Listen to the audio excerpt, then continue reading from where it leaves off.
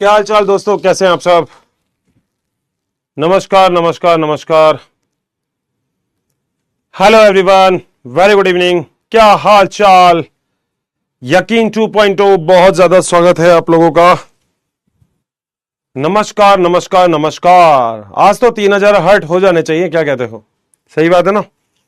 क्यों, आज तो 3000 हर्ट हो जाने चाहिए तुम लोगों के। मचा दो आज फिर। संडे को क्लास लेने का मन नहीं था, मगर तुम लोगों का बहुत सारा कंसर्न था, शशि सर बैकलॉग हो गया है, उसको कैसा पूरा करें।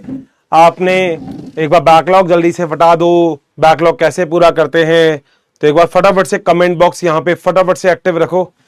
Comment box comment box comment box comment box धीरे चल रहा है तुम लोगों का, थोड़ा सा तेज चलाओ कमेंट बॉक्स को।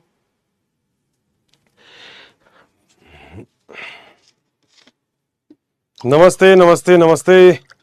क्या हाल चाल। Very good morning, very good morning. एक बार फटाफट से कमेंट बॉक्स में ऐसी आग लगा दो कि मजा आ जाए, बहुत ही शानदार तरीके से। कमेंट बॉक्स बहुत ताबड़तोड़ चलना चाहिए। चश्मा लगाने के बाद और ताबड़तोड़ चलेगा, तो लो भैया चश्मा भी लगा दिया है। तो कमेंट बॉक्स बहुत ताबड़तोड़ चलना चाहिए आप लोगों का, रुकने का नहीं भाई कमेंट बॉक्स में। ये बात। Happy friendship day all of you. आप सभी लोगों को दोस्ती की बहुत सारी शुभकामनाएं। आपकी और हमारी और हम सबकी दोस्ती टचवुड ऐसी ही चलती रहे। हम मस्त रहें, शानदार रहें और जबरदस्त रहें और बस पढ़ते रहें, वो इंपॉर्टेंट हो जाता है। तो जल्दी से फटाफट से आ जाइएगा, जुड़ जाइएगा एक बार और कमेंट बॉक्स में एक बार तो आग लगा दो। और नीचे की तरफ जो दिल बन रहा है ना, इस दिल को भी एक बार ठोक दो ढंग से। कहीं ना कहीं मतलब ये दिल जो नीचे बना हुआ है ना, जो दिल का ऑप्शन है, इस पे अगर क्लिक करते हो तो 2-3 हजार तो दिल बना ही दोगे तुम ये। मगर याद रखना, बीच में अगर तुमने एक बार छोड़ दिया तो फिर दिल नहीं बनेगा। तो एक बार दिल की स्पीड बनाना चालू कर दो, थोड़ा सा स्पीड से दिल बनाओगे तो दिल बढ़िया से बन जाएगा, कोई दिक्कत नहीं आएगी। ठीक है, आसानी से एक बार दिल बना सकते हो, जल्दी से बना दो। बहुत ही बढ़िया, शानदार। Happy friendship day. आप सभी लोगों को फ्रेंडशिप डे की बहुत बहुत शुभकामनाएं। और आई थिंक आप लोग बहुत ही मस्त और बहुत ही जबरदस्त होंगे, बहुत ही अच्छे से आप लोग पढ़ाई कर रहे होंगे, कोई दिक्कत भी नहीं होगी। आज मैं आपको पूरे से पूरे चैप्टर का एक बार एक रिकैप भी लूंगा। कहोगे तो आगे भी पढ़ा दूंगा थोड़ा सा, मुझे कोई दिक्कत नहीं है। बट आज के लेक्चर लेने का सबसे बड़ा जो मोटिव था वो ये कि एक पूरे चैप्टर का आपको रिकैप मिल जाए, कि आप ये नहीं कहो अर्शित सर हमें आपने रिकैप नहीं दिया। एक पूरे चैप्टर का मैं चाहता हूं कि आप लोगों को बहुत ही ताबड़तोड़ तरीके से एक रिकैप मिल जाए। सो अगर आप लोग बिल्कुल तैयार हैं रिकैप लेने के लिए, तो एक बार फटाफट से शानदार तरीके से ये बात। शानदार यार, बहुत ही बढ़िया। थैंक यू सो मच भाई इतना सारा प्यार करने के लिए। और आप सभी लोगों को हैप्पी फ्रेंडशिप डे। बहुत बढ़िया। ठीक है, शुरू करें आगे। पक्का सभी लोग तैयार हैं। गुड आफ्टरनून भाई, good afternoon good afternoon good afternoon. चलो भाई, देखो मैं आया हूं तो उसके लिए ऐसे मत कहना अर्शित सर यार आज तो छुट्टी थी, आज क्यों आ गए। बेटा नीट के एग्जाम की तैयारी कर रहे हो तो क्या ही छुट्टी है। मतलब एक साल में अगर तुम्हारा सिलेक्शन हो गया तो देखो सब कुछ चीजें बहुत अच्छी हो जाएंगी। तो मेरे ख्याल से बस तैयारी पे ध्यान दो, तैयारी पे ध्यान देना सबसे इंपॉर्टेंट हो जाता है। एक बार फोकस करो बस अपनी तैयारी के ऊपर। छुट्टियां वगैरह दोस्तों देखो ये सब कुछ चलती रहती है। अच्छा, किसी का बर्थडे है आज, बहुत ही बढ़िया, हैप्पी बर्थडे टू यू। शानदार। चलो जरा शुरू करते हैं दोस्तों। ये जो चैप्टर था इसकी शुरुआत हमने बहुत ही प्यारे तरीके से की थी, आज मैं वैसे ही उसी तरीके से इसकी शुरुआत करना चाहता हूं। मैं एग्जैक्टली आपको एक बहुत ताबड़तोड़ चीज और दिखाऊंगा, जिस चीज के बाद आपको बहुत ही अच्छा लगेगा कि अर्शित सर हम लोगों ने बहुत छोटी छोटी चीजें क्लियर कर ली थी और आज हम उस छोटी सी चीज के बारे में भी अच्छे से पढ़ेंगे। देखो ध्यान से सुनना, अब रिकैप बड़ा इंपॉर्टेंट है। आज चैट बॉक्स तुम लोगों का चालू रहेगा, कोई दिक्कत नहीं है ना। आज संडे है, हॉलीडे है, आज ऑफ नहीं करेंगे। ये दोस्तों आप लोगों ने कोशिका झिल्ली के बारे में बहुत ही अच्छे से पढ़ा था और आज वाले रिकैप इतना इंपॉर्टेंट हो जाएगा, याद रखना। इस रिकैप के बाद अब आपको कभी भी कुछ भी पढ़ने की जरूरत नहीं है। सो मैं फिर आपसे बोल रहा हूं, बस आज एक बार आप रिकैप बहुत अच्छे से देख लो। बहुत ही शानदार तरीके से आप लोगों को रिकैप देखना है। मैं दोबारा से चालू कर रहा हूं, ध्यान से सुनना दोस्तों। आज हम एग्जैक्ट बात करने वाले हैं कोशिका के बारे में, कि हमने एग्जैक्टली क्या देखा था कोशिका में। आप यहां पे एक बहुत ही ज्यादा बढ़िया चूहा देख रहे होंगे, चूहे का नाम ढोलक है। तो जो ढोलक चूहा है उस चूहे के अंदर ऐसी कोशिका पाई जाएगी, और ऐसी कोशिका केवल और केवल इसके अंदर नहीं, आपके अंदर भी ऐसी ही कोशिका देखने को मिलती है। चश्मा हटा देते हैं क्योंकि पढ़ने का टाइम आ गया है। अगर इस कोशिका की बात करो तो बाहर कोशिका झिल्ली होती है और अंदर की तरफ यहां पे होता है कोशिका द्रव्य, जिसे हम साइटोप्लाज्म कहते हैं। अंदर केंद्रक होता है और केंद्रक के अंदर आपको देखने को मिलता है डीएनए। ये वाली बात आपको क्लियर होगी। ये दो कोशिका दिख रही है, इसके अंदर केंद्रक है तो यूकैरियोटिक है, इसके अंदर केंद्रक नहीं है तो ये प्रोकैरियोटिक है। तो ये कोशिका है जो यूकैरियोटिक कोशिका है।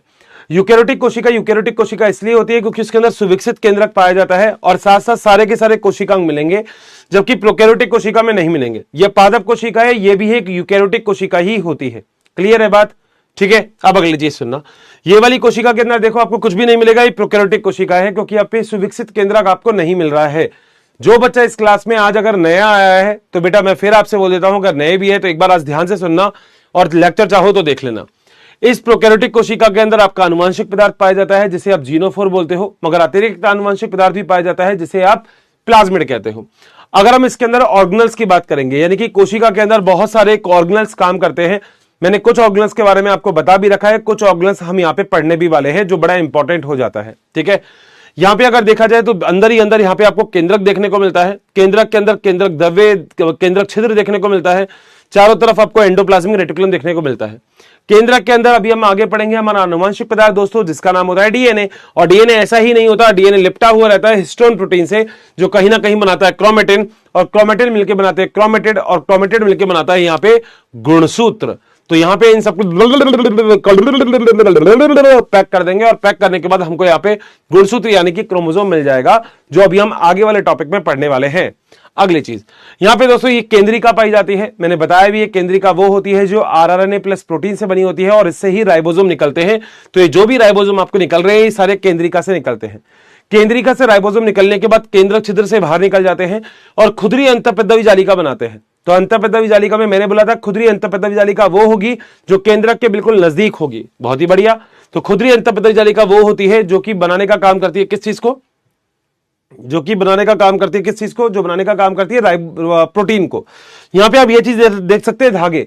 मैंने आपको दोस्तों अगर याद करना, मैंने आपको एक और चीज यहां पे बताई थी, जिस चीज का नाम था जो धागे होते हैं उसे हम सूक्ष्म तंतुक बोलते हैं।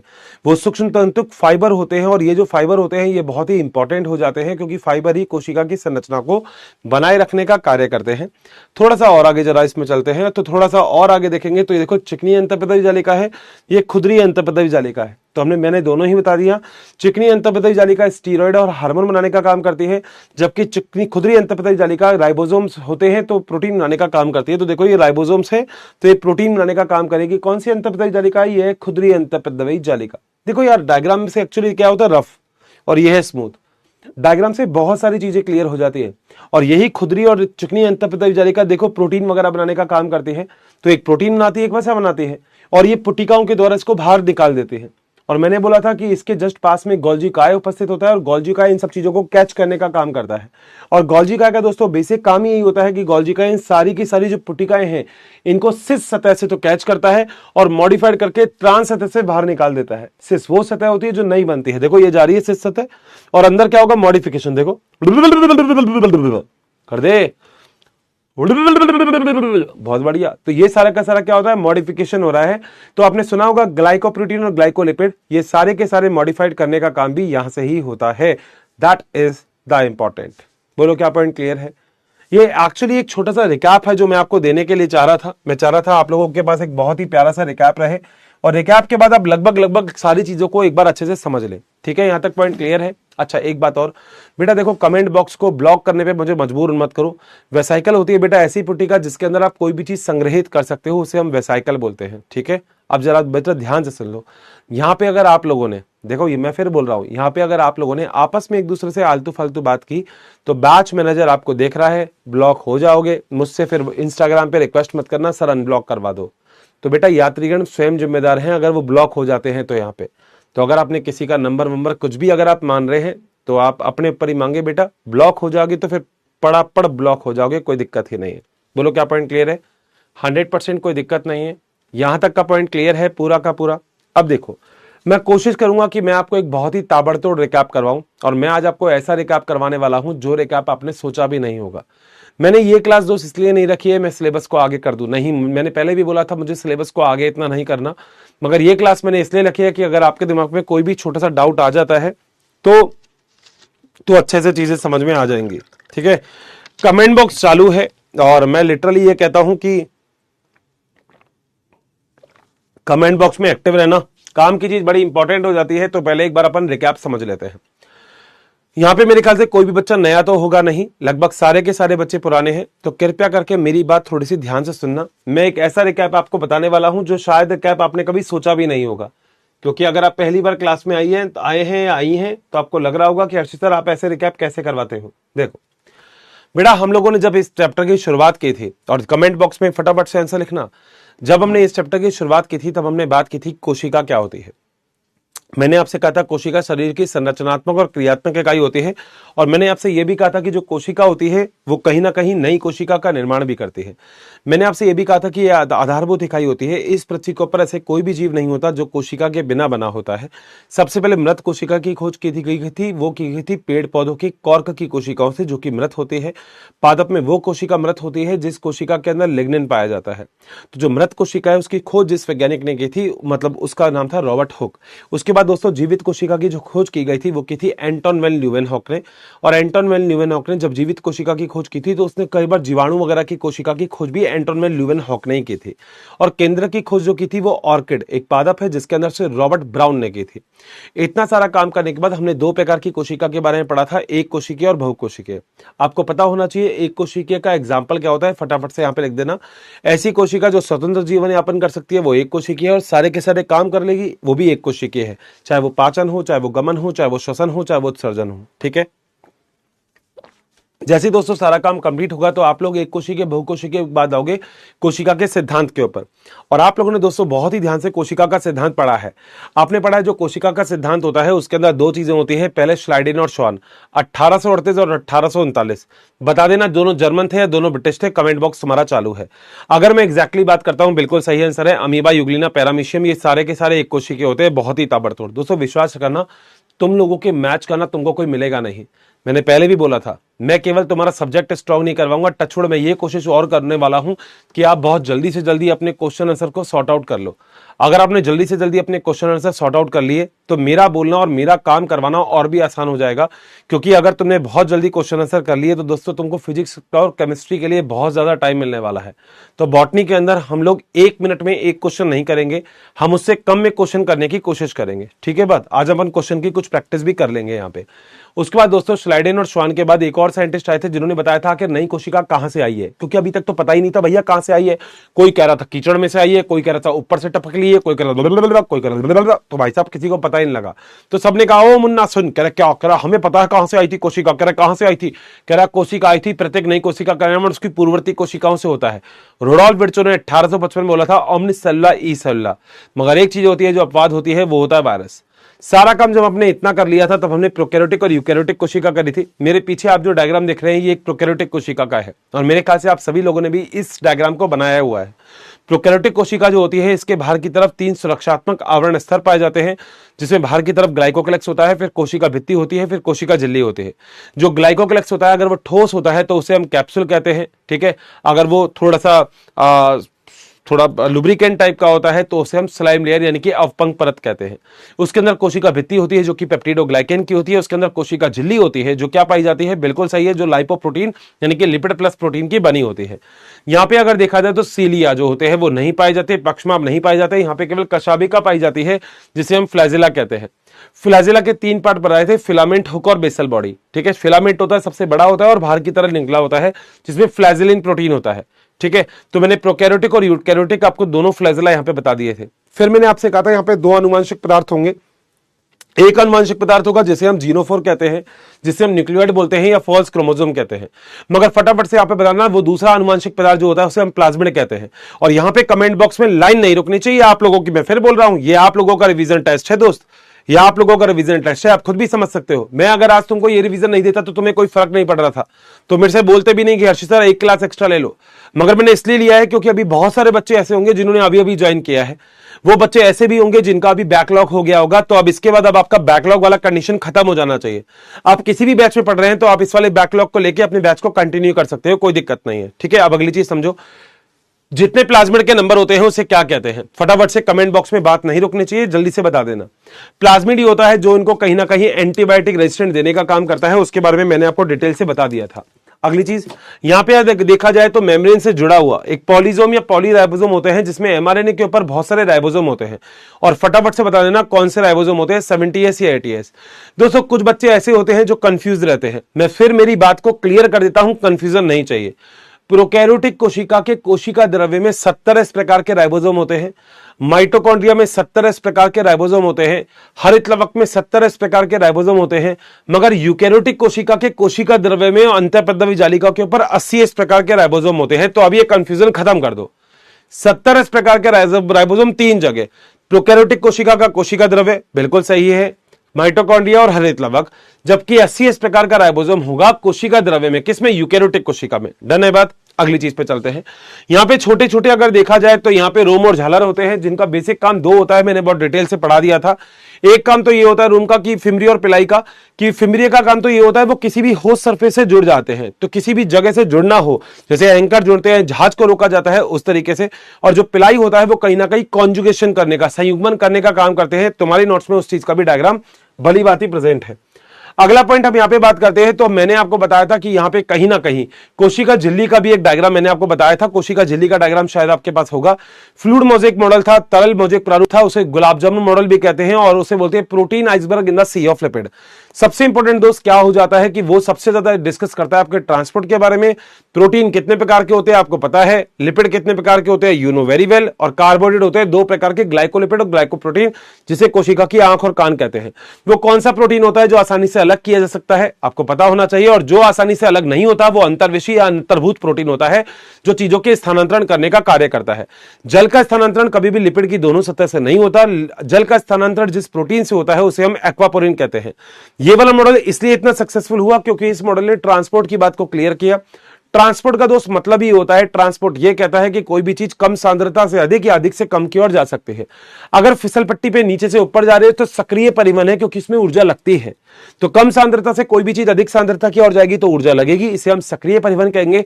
सोडियम पोटेशियम पंप इसका उदाहरण है, जिसमें 3 सोडियम बाहर जाएंगे, 2 पोटेशियम अंदर आएंगे। बाकी आप जूलॉजी में पढ़ोगे इसके बारे में।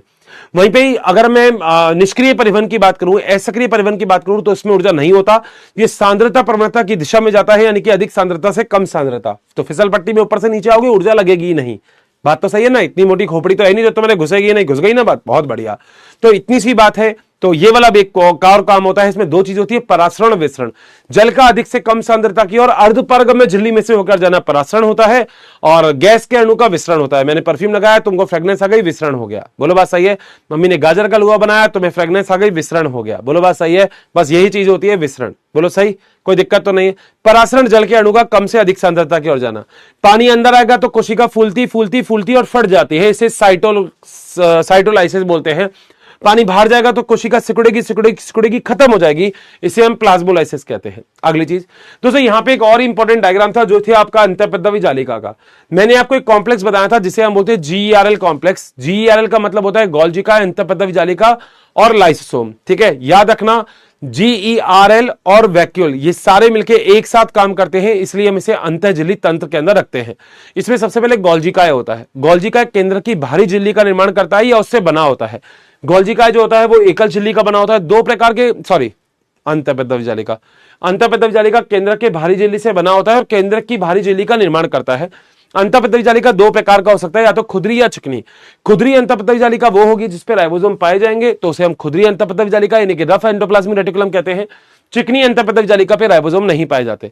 तो जिसपे राइबोसोम है उसपे प्रोटीन फैक्ट्री है। प्रोटीन फैक्ट्री है, इसका सीधा सा मतलब है कि वो प्रोटीन बनाएगा।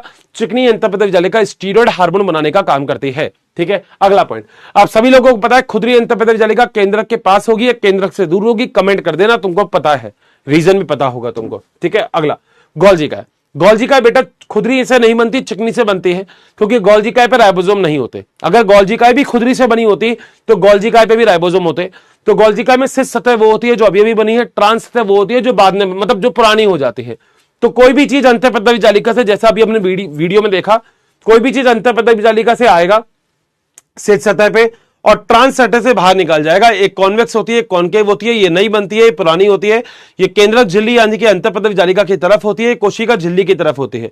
तो गोल्जी काय जो होता है वो कई सारे काम करता है। देखो मैं एक्स्ट्रा चीजें नहीं बता रहा, नहीं तो गोल्जी काय की अगर बात करें तो वो जो टीयर्स होते हैं, आंसू होते हैं, उनका भी निर्माण करता है। गोल्जी काय ग्लाइकोप्रोटीन और ग्लाइकोलिपिड का निर्माण करता है। जिस जगह पे गोल्जी काय होता है उसके आसपास और कोई कोशिकांग नहीं पाया जाता, क्योंकि गोल्जी काय का काम चीजों को स्थानांतरण यानी कि ट्रांसपोर्ट करने का होता है। उस जगह को बोलते हैं जोन ऑफ एक्सक्लूजन। गोल्जी काय चीजों का ट्रांसपोर्ट करता है पूरी कोशिका में और कोशिका के बाहर, इसलिए हम गोल्जी काय को बोलते हैं transporter of the cell. Golgi काय यही स्थानांतरण करता रहता है, इसलिए हम traffic police of the cell बोलते हैं। और गोल्जी काय ग्लाइकोप्रोटीन और ग्लाइकोलिपिड भी बनाता है, इसलिए हम उसे मॉडिफायर ऑफ द सेल भी बोलते हैं। कैमिलो गोल्जी ने 1898 में इसको देखा था। अगली चीज होती है लाइसोसोम। बेटा लाइसोसोम के अंदर एकल झिल्ली से बना होता है। लाइसोसोम के बाहर की संरचना का निर्माण तो आप बोल सकते हैं गोल्जी काय से होता है, मगर लाइसोसोम के अंदर जितने भी एंजाइम होते हैं हम बोलते हैं वो राइबोसोम, वो अंतःपदवी जालिका, वो भी खुदरी बना सकते हैं। गोल्जी काय के अंदर हर चीज के लिए एंजाइम होते हैं, मगर याद रखना गोल्जी काय शुरू में असक्रिय रहेगा तो हम उसे प्राथमिक लाइसोसोम कहेंगे। जैसे ही गोल्जी काय बाहर से H+ आयन को ऊर्जा लगा के अंदर ले लेता है तो सारे एंजाइम सक्रिय हो जाते हैं, इसी हम द्वितीयक लाइसोसोम कहते हैं। जब गोल्जी काय के अंदर अपशिष्ट होता है तो उसे हम तृतीयक लाइसोसोम कहते हैं, और जब गोल्जी काय अपना ही निपटा देता है अपने आप को तो उसे हम चतुर्थ लाइसोसोम कहते हैं। गोल्जी काय जिस पीएच पे काम करता है वो 4.5 से 5.0 की पीएच होती है। एक छोटी सी बात बीच में और रह गई जो थी कोशिका भित्ति। कोशिका भित्ति आपको याद होनी चाहिए कि पादप के अंदर कोशिका भित्ति सेल्यूलोज की, हेमिसेल्यूलोज की, पैक्टिन, सुबेरिन और प्रोटीन की बनी होती है। जंतु के अंदर कोशिका भित्ति पाई नहीं जाती। शैवाल की कोशिका भित्ति सेल्यूलोज, ग्लैक्टेंस, मेनिन्स, कैल्शियम कार्बोनेट और खनिज लवण की होती है। और कवक के अंदर कोशिका भित्ति काइटिन प्लस पॉलीसेकेराइड की आपको देखने को मिलती है। दो पादप कोशिका के बीच में मध्य पट्टिका पाई जाती है, जिसे हम कैल्शियम और मैग्नीशियम पैक्टेट से बनी होती है। बता देना दोनों के अंदर से ज्यादा क्या होता है, इसे हम पादप की सीमेंट बोलते हैं।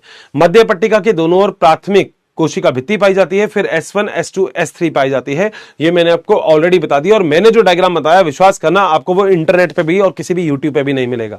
अगली चीज हमारे पास यहां पे आती है जिसे हम बोलते हैं माइटोकॉन्ड्रिया। माइटोकॉन्ड्रिया को दोस्त कोशिका का शक्ति गृह कहते हैं, क्योंकि माइटोकॉन्ड्रिया ऊर्जा बनाता है। मैंने आपको मेरी लास्ट क्लास में एक बार बताई थी कि माइटोकॉन्ड्रिया को ही शक्ति गृह क्यों कहते हैं। आपकी कोशिका के अंदर, क्योंकि आप जंतु हो, केवल एक ही ऐसे कोशिकांग होगा जो बना रहा है यहाँ पे क्या, बहुत बढ़िया, जो बना रहा है यहाँ पे एटीपी। मगर पादप कोशिका के अंदर माइटोकॉन्ड्रिया के अलावा फटाफट से कमेंट करके बताओ कौन सा कोशिकांग होता है जो एटीपी बनाता है, बताया हुआ है। अगर माइटोकॉन्ड्रिया की बात करें तो बाहर की झिल्ली नॉर्मल होती है जो कि अधिक पारगम्य होती है। अंदर की झिल्ली में उंगलीनुमा उभार पाए जाते हैं जो इसका सरफेस एरिया बढ़ाने का काम करते हैं, जिसे हम एग्जैक्टली जो नाम बोलते हैं वो हम बोलते हैं क्रिस्टी। इसके अंदर ऑक्सीजोम लगे होते हैं। ऑक्सीजोम में जो 0 की तरह होता है उसे F1 कहते हैं, जो 1 की तरह होता है उसे F0 कहते हैं। ये जो 0 ही होता है इसके अंदर एक एंजाइम पाया जाता है जिसे हम एटीपी सिंथेज बोलते हैं, जो कहीं ना कहीं एटीपी के डेवलप करने का काम करता है। अगला पॉइंट, यहां पे आंतरिक झिल्ली हो गई, अंदर की तरफ मैट्रिक्स पाया जाता है। माइटोकॉन्ड्रिया खुद का निर्माण खुद कर सकता है, बिल्कुल, क्लोरोप्लास्ट ही होता है इसके अंदर। बहुत बढ़िया दोस्त, मैं विश्वास करना मेरी एक बात, मतलब पता नहीं तुम लोगों को कितना पसंद आ रहा हूं मैं, कितना पसंद आ रहा है पढ़ाई, कितनी बॉटनी इजी लग रही है, मगर मेरी एक बात का विश्वास करना, तुम्हारे सिलेक्शन को कोई नहीं रोक सकता अगर तुम ऐसे ही पढ़ते रहे तो। विश्वास करना बस इस वाली बात। बॉटनी तो तुम टेंशन फ्री रहो, टच है ना, वो तो मैं संभाल लूंगा।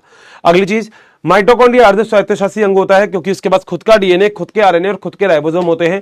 जो इसका डीएनए होता है धुरी झिल्ली का होता है, सर्पिलाकार होता है, कुंडलित होता है। तो ये एग्जैक्टली हमने माइटोकॉन्ड्रिया के बारे में बात की। माइटोकॉन्ड्रिया ऊर्जा बनाता है एटीपी के रूप में। माइटोकॉन्ड्रिया की संख्या कोशिका की कार्यकी के अकॉर्डिंग निर्भर करती है। जो कोशिका कम कार्य करती है माइटोकॉन्ड्रिया कम, जो कोशिका ज्यादा कार्य करती है माइटोकॉन्ड्रिया ज्यादा होता है। अगली चीज दोस्तों, हमने यहाँ पे क्लोरोप्लास्ट के बारे में यानी कि हरित लवक के बारे में बताई थी। मैंने आपसे बोला था कि यहाँ पे अगर देखा जाए तो पादप के अंदर जो लवक होते हैं, प्लास्टिड होते हैं, वो या तो पादप कोशिका के अंदर मिलेंगे या आपको कुछ प्रोटोजोआ के अंदर यानी कि प्रोटिस्टा के अंदर भी आपको देखने को मिल सकते हैं। 3 प्रकार के लवक बताए थे, वर्णी, अवर्णी और हरित। हरित लवक वो होता है जो पादप की पत्तियों में मिलता है। पत्तियों के अंदर एक स्पेशल कोशिका होती है जिसे हम मीजोफिल या पर्णमध्युतक की कोशिका कहते हैं। इसके अंदर आपको हरित लवक यानी कि क्लोरोप्लास्ट पाया जाता है। क्लोरोप्लास्ट 2 झिल्ली से बनी संरचना होती है। इसके अंदर सिक्के के समान संरचना होती है जिसे हम एकोथाइलोकॉइड कहते हैं। बहुत सारे थाइलोकॉइड मिलकर ग्रेना या ग्रेनम बनाते हैं। इसके अंदर प्रकाशीय अभिक्रिया होती है। प्रकाशीय अभिक्रिया का मतलब, क्योंकि क्लोरोप्लास्ट पत्ती के अंदर पाए जाते हैं अर्थात ये भोजन का निर्माण करेंगे, तो प्रकाशीय अभिक्रिया का मतलब सूरज के प्रकाश को ये रासायनिक ऊर्जा में बदलने का कार्य करती है। उसके बाद एक और चीज होती है जो चारों तरफ द्रव्य होता है, उसे हम स्ट्रोमा कहते हैं, जिसे हम अधात्री भी कह सकते हैं। वैसे स्ट्रोमा अच्छा नाम है। जिसके अंदर अगर एग्जैक्टली देखा जाए तो एक एंजाइम पाया जाता है, जिस एंजाइम का नाम होता है रूबिस्को। पूरा नाम मैंने आपको बताया था राइबोलोज 1,5 बिसफॉस्फेट कार्बोक्सिलेज ऑक्सीजनेज। ये बड़ा इंपॉर्टेंट यहां पे हो जाता है, जिसके अंदर अप्रकाशीय अभिक्रिया होती है। प्रकाशीय और अप्रकाशीय दोनों अभिक्रिया के द्वारा ही क्लोरोप्लास्ट जो होता है वो कहीं ना कहीं बनाने का काम करता है। क्या? भोजन बनाने का काम करता है। मैंने बोला था एक किसके अंदर होगा? क्लेमाइडोमोनास में। 20 से 40 किसके अंदर होंगे? मीजोफिल की कोशिका में मिलेंगे। अगला जो होता है वो होता है वर्णिलवक। वर्णिलवक कैसा भी हो सकता है, मगर हरा रंग उसके अंदर नहीं होगा, उसे हम वर्णिलवक कहेंगे। जैसे आपको मैंने बताया था पके हुए टमाटर के अंदर लाइकोपिन होता है, कैप्सिकम के अंदर कैपेंसेंथीन होता है, यहां पे बीटा कैरोटीन और होता है जो आपने देखा था कैरेट के अंदर। ठीक है, उसके बाद तीसरा होता है हमारे पास वर्णिलवक, जो बेसिकली बिना रंग का होता है मगर चीजों के संग्रह करने का कार्य करता है, और वो या तो प्रोटीन को संग्रह कर सकता है जैसे एल्यूरोन लेयर, कार्बोहाइड्रेट को संग्रह कर सकता है जैसे आलू, और वो ऑयल को भी संग्रह कर सकता है जैसे कि तेलीय बीज। दैट्स इट, ये अपना काम कंप्लीट हो गया। इतना ही आज तक अपने पढ़ा था, फुल स्टॉप। एक चीज और मैंने एक बात और बताई थी जिसका नाम था राइबोसोम। मैंने बोला था राइबोसोम को प्रोटीन फैक्ट्री बोलते हैं। राइबोसोम के अंदर कोई भी झिल्ली नहीं पाई जाती, राइबोसोम बिना झिल्ली का होता है। राइबोसोम सभी कोशिकाओं में पाया जाएगा। राइबोसोम माइटोकॉन्ड्रिया और हरित लवक में भी आपको देखने को मिलता है। राइबोसोम माइटोकॉन्ड्रिया और हरित लवक जो कि यूकेरियोटिक कोशिका में होता है उसमें 70 एस होते हैं। राइबोसोम के प्रकार, एस का मतलब श्वेतवर्ग गुणांक होता है जो घनत्व के अनुसार आपने सेपरेट किया। एस को हम अपसादन गुणांक भी बोलते हैं, एस को हम सब यूनिट भी बोलते हैं। दो प्रकार के राइबोसोम आपको पढ़ने हैं, 70 एस और 80 एस। इसे जॉर्ज पेलेड ने दिया था, अतः हम इसे पेलेड कण भी बोलते हैं। 70 एस प्रकार के राइबोसोम की दो इकाई होती है, छोटी और बड़ी। जो छोटी इकाई होती है, कल भी मैंने आपको बताया था कि जो छोटी इकाई होती है उस छोटी इकाई को बोलते हैं, जैसे मान लो 70 एस है तो ये है 30 एस, ये है 50 एस। 80 एस में दो होगी, 60 और 40 एस। तो कहीं ना कहीं राइबोसोम प्रोटीन की फैक्ट्री होती है और बिना प्रोटीन के कोई भी कोशिका जीवित नहीं रह सकती, इसलिए राइबोसोम लगभग सभी कोशिकाओं में पाई जाती है। दैट्स इट, खत्म बात, आज का रिवीजन हो गया। बताओ क्या मजा आया क्या यहां तक? हाँ, क्वेश्चन करवाऊंगा भाई। 15 मिनट, तुमको थोड़ा सा भी वो नहीं आता क्या टीचर के ऊपर? भाई 15 मिनट नॉन स्टॉप पूरी चीज को यहां तक बताओ, मजा आ गया क्या? रिवाइज करने में कैसा लगा फटाफट से बता दो एक बार। मजा आ गया क्या एक बार? ये तुम लोगों के लिए करा भाई रिवाइज। बताओ क्या पॉइंट क्लियर है? कोई डाउट तो नहीं है? अब कोई भी डाउट तो नहीं है भाई? अब तो डाउट नहीं होना चाहिए भाई। अभी भी डाउट है क्या यार? तुम्हारा डाउट ही कैसे खत्म करूं ये बताओ, मेरे को समझ में नहीं आता। कॉमन डाउट देख लेता हूं, जिन्हें सुनते ही नींद भाग जाए। बताओ कौन है? अर्षित सर है, थैंक यू बेटा। सर बैक्टीरिया में श्लेष्मा परत और कैप्सूल किसके रूपांतरण होते हैं? बेटा ये सब ग्लाइकोक्लेक्स के होते हैं। ग्लाइकोक्लेक्स दो भागों में बता होता है। अच्छा साइटोपंचर भी रह गया, अभी रुक जा, अभी बताए थे साइटोपंचर भी। ठीक है, तो ग्लाइकोक्लेक्स के दो भाग होते हैं। अगर वो ठोस है तो हम उसे कैप्सूल बोलेंगे, संपुटिका बोलते हैं। अगर वो थोड़ा सा लुब्रिकेंट टाइप का है तो उसे हम अपंग परत यानी कि स्लाइम लेयर बोलते हैं। Please give me the answer. किसका? Vinita, give me the answer. Answer Vinita ने कहा मुझे आंसर दो। Answer Vinita, answer Vinita. तू कल वाली क्लास में नहीं थी, नहीं तो हंसते हंसते लोटपोट हो जाती तू। सर हरित लवक में 70 एस राइबोसोम होता है क्या? एनसीईआरटी में 70 एस लिखा है, हैं? बेटा मैं कितनी बार बोलूं निशा? दोबारा बोल रहा हूं, ध्यान से। निशा देख, ऐसे कर निशा, ऐसे कर निशा।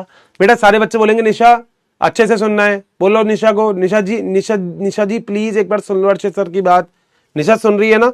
कमेंट बॉक्स में मेरे को तो कमेंट चाहिए फिर, ठीक है? निशा यूकैरियोटिक कोशिका में के कोशिका द्रव्य में राइबोसोम 80 एस मिलेगा, प्रोकैरियोटिक कोशिका के कोशिका द्रव्य में 70 एस मिलेगा, माइटोकॉन्ड्रिया और हरित लवक में 70 एस मिलेगा। अब तो क्लियर है? कितनी बार बोल देगा निशा? सारे बच्चे देखो बोले निशा जी प्लीज सुनो ना। निशा जी कहते हैं नहीं मैं नहीं सुनती हूं। हाय भाई, हाय हर्ष, नहीं सुनूंगी मैं आप कितनी बार भी बोल दो मैं नहीं सुनूंगी। बेटा नई एनसीईआरटी में ब्रिटिश नहीं है बेटा, एक ही याद रख, जो मैंने लिखवाया है दिमाग मत लगा, मैं बता रहा हूं वही सही है। निशा जी ने सुन लिया, अबे सुन लिया, निशा जी ने सुन लिया। हाँ, जो वैक्यूल की जो सिंगल लेयर होती है ना उसे हम टोनोप्लास्ट कहते हैं, और माइटोकॉन्ड्रिया की सिंगल लेयर को माइटोप्लास्ट कहते हैं। सर आपने लिखाया है कि बैक्टीरिया के साथ चिपकने में सहायता प्रदान करता है, एनसीईआरटी ने लिखाया है कि झालर। बेटा एक्चुअली क्या है, कोई दोनों चीजें ही इंपॉर्टेंट होती है। झालर कहां पे पाए जाएंगे? बाहर वाली सतह पे, और बाहर वाली सतह कौन सी है? ग्लाइकोक्लेक्स। हाँ ये बात तो है। जब तुझे जहाज को रोकना होता है तो एक तो तू लंगर डालेगा नीचे जिससे जहाज रुक जाएगा, तो कहीं ना कहीं जहाज के अंदर ऐसे भी तो बैरिकेड्स होंगे जो जहाज को आगे नहीं जाने देंगे। लंगर डालने से क्या होगा? जहाज यूं यूं यूं तो घूमता रहेगा, तो उसको भी तो रोकना पड़ता है ना बेटा। तो एक चीज से नहीं रुकते हैं। डार्क रिएक्शन नाइट में होता है, आपने दिन में लिखवाया है, बहुत बढ़िया, थैंक यू श्रेया शर्मा जी। बेटा एक बार बोलो श्रेया शर्मा जिंदाबाद। श्रेया शर्मा जी डार्क रिएक्शन दिन में ही होता है, आज तक तो दिन में हो रहा था, बधाई हो आपकी, नहीं सुनी ऊपर वाले ने, नहीं तो ये रात में भी होता। ये डार्क रिएक्शन दिन में ही होता है, क्योंकि डार्क रिएक्शन जो होता है वो प्रकाश संश्लेषण का प्रकार होता है। प्रकाश संश्लेषण का नाम ही प्रकाश है, तो वो दिन में ही होगा। उसे डार्क रिएक्शन इसलिए कहते हैं, अप्रकाशीय अभिक्रिया इसलिए कहते हैं क्योंकि वो सीधा लाइट के ऊपर डिपेंडेंट नहीं होती है। इतनी सी बात है, ठीक है। जय हो प्रभु, जय हो। सर आप ये तो बता दिया। ट्यूबुलिन प्रोटीन क्या होता है? बेटा अलग अलग प्रकार के प्रोटीन होते हैं। जैसे तूने सुना होगा केराटिन, तेरा बाल जिससे बना होता है उसे हम बोलते हैं केराटिन प्रोटीन। खींचना नहीं है बेटा, उखड़ जाएगा। हाँ यूं देख, तेरा बाल जिससे बना होता है उसे हम केराटिन प्रोटीन बोलते हैं। तो ऐसे ही ट्यूबुलिन प्रोटीन क्या होता है? ऐसे ही ट्यूबुलिन प्रोटीन होता है जिससे जो माइक्रोट्यूब्यूल होते हैं, है ना, वो बने होते हैं, उसे हम ट्यूबुलिन प्रोटीन बोलते हैं, जो साइटोपंजर का प्रकार होता है, ठीक है। फिनोप्लास्ट क्या है? ये कहां लिखा हुआ है फिनोप्लास्ट भाई? एसईआर का सिंथेसिस कहां होता है? बेटा स्मूथ एंडोप्लाज्मिक जो रेटिकुलम होती है ना, ये तो जालिका के द्वारा बनी हुई संरचना है जो कोशिका द्रव्य में बन जाती है। अब ये वाली जो संरचना होती है ना, ये बेसिकली लिपिड के लिए इंपॉर्टेंट होती है। अगर किसी कोशिका को ज्यादा लिपिड चाहिए तो उसमें यही पाई जाएगी। कछुआ एक कोशिका है ना। अबे कछुआ, पहले तो कछुआ लिख। कछुआ क्या होता है? टर्टल की बात कर रहे हैं ना, टोटाइस की बात किसकी? तो जो कछुआ होता है वो तो बहुकोशिकीय होता है बेटा। हर्षित सर क्या सभी मोनेरा एक कोशिकीय होते हैं? बेटा मेरे हिसाब से मोनेरा बहुकोशिकीय हो ही नहीं सकते, सारे एक कोशिकीय और प्रोकैरियोटिक ही होंगे। क्या होंगे? प्रोकैरियोटिक, ठीक है।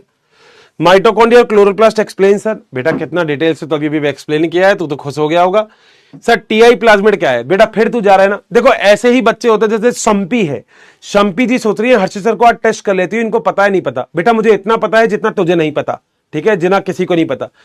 बेटा दो प्रकार के प्लाज्मिड होते हैं, अब जब तू सुन रही है तो सुन ले। एक होता है टीआई प्लाज्मिड, एक होता है आरआई प्लाज्मिड। टीआई प्लाज्मिड जो होता है इसको हम आइसोलेट करते हैं एग्रोबैक्टीरियम ट्यूमेफेसियंस से, और एक आरआई प्लाज्मिड होता है जिसको हम आइसोलेट करते हैं एग्रोबैक्टीरियम राइजोजीन से, ठीक है। और don't underestimate the power of a common man बेटा, मगर तेरे सिलेबस में यहां नहीं है, ये तो पढ़ेगी बायोटेक्नोलॉजी क्लास 12th के अंदर, जहां पे 2 चैप्टर हैं बायोटेक के। दिक्कत हो तो बता देना, तुम्हारे सर मैडम से बोल दूंगा कि तुम्हें पढ़ा दे ताबड़तोड़। गुरुजी कोशिका द्रव किससे बना होता है? इसमें बहुत सारी चीजें होती है, बेसिकली वाटर होता है, मैंने याद भी करवाया था। कोशिका, आप देखो यहां पे तुम कमेंट बॉक्स में जरा एक चीज देखना, कमेंट बॉक्स में एक चीज देखना कि कमेंट बॉक्स कितना एक्टिव है तुम्हारा। अब तुम बोलते हो ना हर्षित सर तो आप कैसे याद करवा देते हो, कमेंट बॉक्स में देखता, कोई बच्चा पूछेगा भी नहीं। बेटा कोशिका के अंदर बताओ वाटर कितना % होता है, कोशिका के अंदर लिपिड कितना % होता है, कोशिका के अंदर कार्बोहाइड्रेट कितना % होता है, कोशिका के अंदर न्यूक्लिक एसिड कितना % होता है, ये अगर सबको पता है तो बता दो। और कोशिका के अंदर प्रोटीन कितना % होता है? मेरे ख्याल से सबको पता है। और तुम ये कह दोगे जो बाकी बच्चे हैं हर्षित सर इनको कैसे याद करवा दिया? यही तो बात है बेटा, मैंने सबको याद करवा दिया, सबको सब याद है, यही तो इनकी ताकत है। Actually this is the important thing ना, मतलब हम लोग हमेशा देखो, हम लोग हमेशा ये कहते हैं कि एग्जैक्टली अगर आप बात करो तो हर किसी सेल ऑर्गेनल्स के अंदर ये सब चीजों का जो परसेंटेज होता है ना वो थोड़ा सा डिफरेंट होता है। हम परसेंटेज की बात कर सकते हैं क्योंकि सेल के अंदर डिफरेंट अमाउंट्स मिलते हैं इन सब चीजों के। अब जैसे आप फॉर एन एग्जांपल देखो सेल के अंदर सेल ऑर्गेनल्स की बात करो तो वो भी कुछ अलग होता है, तो ये थोड़ा सा अलग है। सर क्लास में हूं,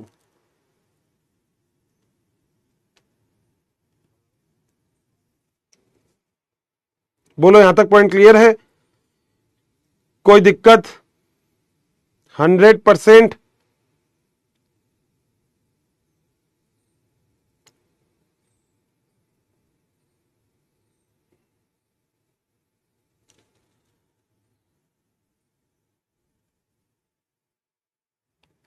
यहां तक कोई डाउट है तो बता दो। डन। और जिन बच्चों को लगता है इन बच्चों को कैसे पता है, तो बेटा ये हमारे बीच की बात है। अरे मैं बता देता हूं, आज ब्लू है पानी पानी पानी पानी पानी पानी, तो बेटा H2O सबसे ज्यादा होता है 70 से 80%, ठीक है, 60 से 80 भी कर सकते हो। लिपिड जो होता है वो ऐसे ऐसे सिंबल करो 2% होता है। कार्बोहाइड्रेट में एक वर्ड होता है कार, और बेटा कार के अंदर कितने अल्फाबेट होते हैं? 3, तो कार्बोहाइड्रेट कितना % है? 3 से 5%। न्यूक्लिक एसिड, इसमें अल्फाबेट काउंट करो, इसमें 5 होंगे, इसमें 7 होंगे, तो न्यूक्लिक एसिड जो डीएनए और आरएनए होता है वो 5 से 7% होता है। और बेटा प्रोटीन में एक वर्ड आ रहा है जिसका नाम है 10, यानी कि प्रोटीन 10 से 15% होता है। बात खत्म, पैसा हजम। दिमाग में नोट कर लो, कुछ नहीं है, ठीक है। अगर क्वेश्चन में पूछा जाए कि आधुनिक कोशिका सिद्धांत की खोज किसने की, और ऑप्शन में श्लाइडेन और श्वान और रुडोल्फ विर्चो दोनों है, तो दोनों ऑप्शन में दिया हो। बेटा देखो, पहली बात तो जो पेपर बनाएगा ना दोस्त, क्या बबीता पाठक जी, देखो ये बात आप समझते हो क्योंकि आपका नाम पाठक है, इसलिए आपको थोड़ा अच्छे से समझ में आएगा ये, क्योंकि पाठक मतलब तुम पढ़ने वाली लड़की तो होंगी 100% हो ना। कमेंट बॉक्स में जरूर बताना तुम पढ़ने वाली। अब देखो एक चीज बताओ, पहली बात तो अपनी कोशिका, अपनी जो एनसीईआरटी है उसमें दोनों चीजें अलग अलग है। नॉर्मल कोशिका से सिद्धांत जो पहले दिया हो, आधुनिक जो बाद में दिया। आधुनिक क्या चीज होती है? जो नई होती है। जो नई कोशिका का सिद्धांत है ना बबीता, वो एक्चुअली क्या है, एक ऐसी कोशिका का सिद्धांत है जो बाद में दिया गया। तो अगर बोला जाए आधुनिक कोशिका किसने दी, तो रुडोल्फ विर्चो, सीधी सी बात है। कोशिका सिद्धांत किसने दिया, तो आप लिख सकते हो उनका श्लाइडेन और श्वान का नाम, कोई टेंशन ही नहीं है। जीए सर, ये जीए सर का मतलब क्या है? गाऊं क्या? ला ला ला ला ला। वैसे तुम्हें पता है मुझे गाना भी आता है ना? हाँ, ऐसे नहीं। गुलाब जामुन मॉडल क्या है? सिंगर और निकोलसन का जो मॉडल तुमने पढ़ा है ना, उसे गुलाब जामुन मॉडल कहते हैं। मैंने पूरा डिटेल में पढ़ाया है भाई, जिसके अंदर मैंने बोला जो चाशनी होती है वो तो लिपिड है, और जो गुलाब जामुन है वो क्या है? वो प्रोटीन है। तो जैसे तुम गुलाब जामुन को दबाओगे वो दब के ऊपर निकल आएगा, ऐसे ही प्रोटीन भी निकल आता है। ये बेटा मैंने कई बार बता दिया, तू बार बार वही चीज मत पूछ।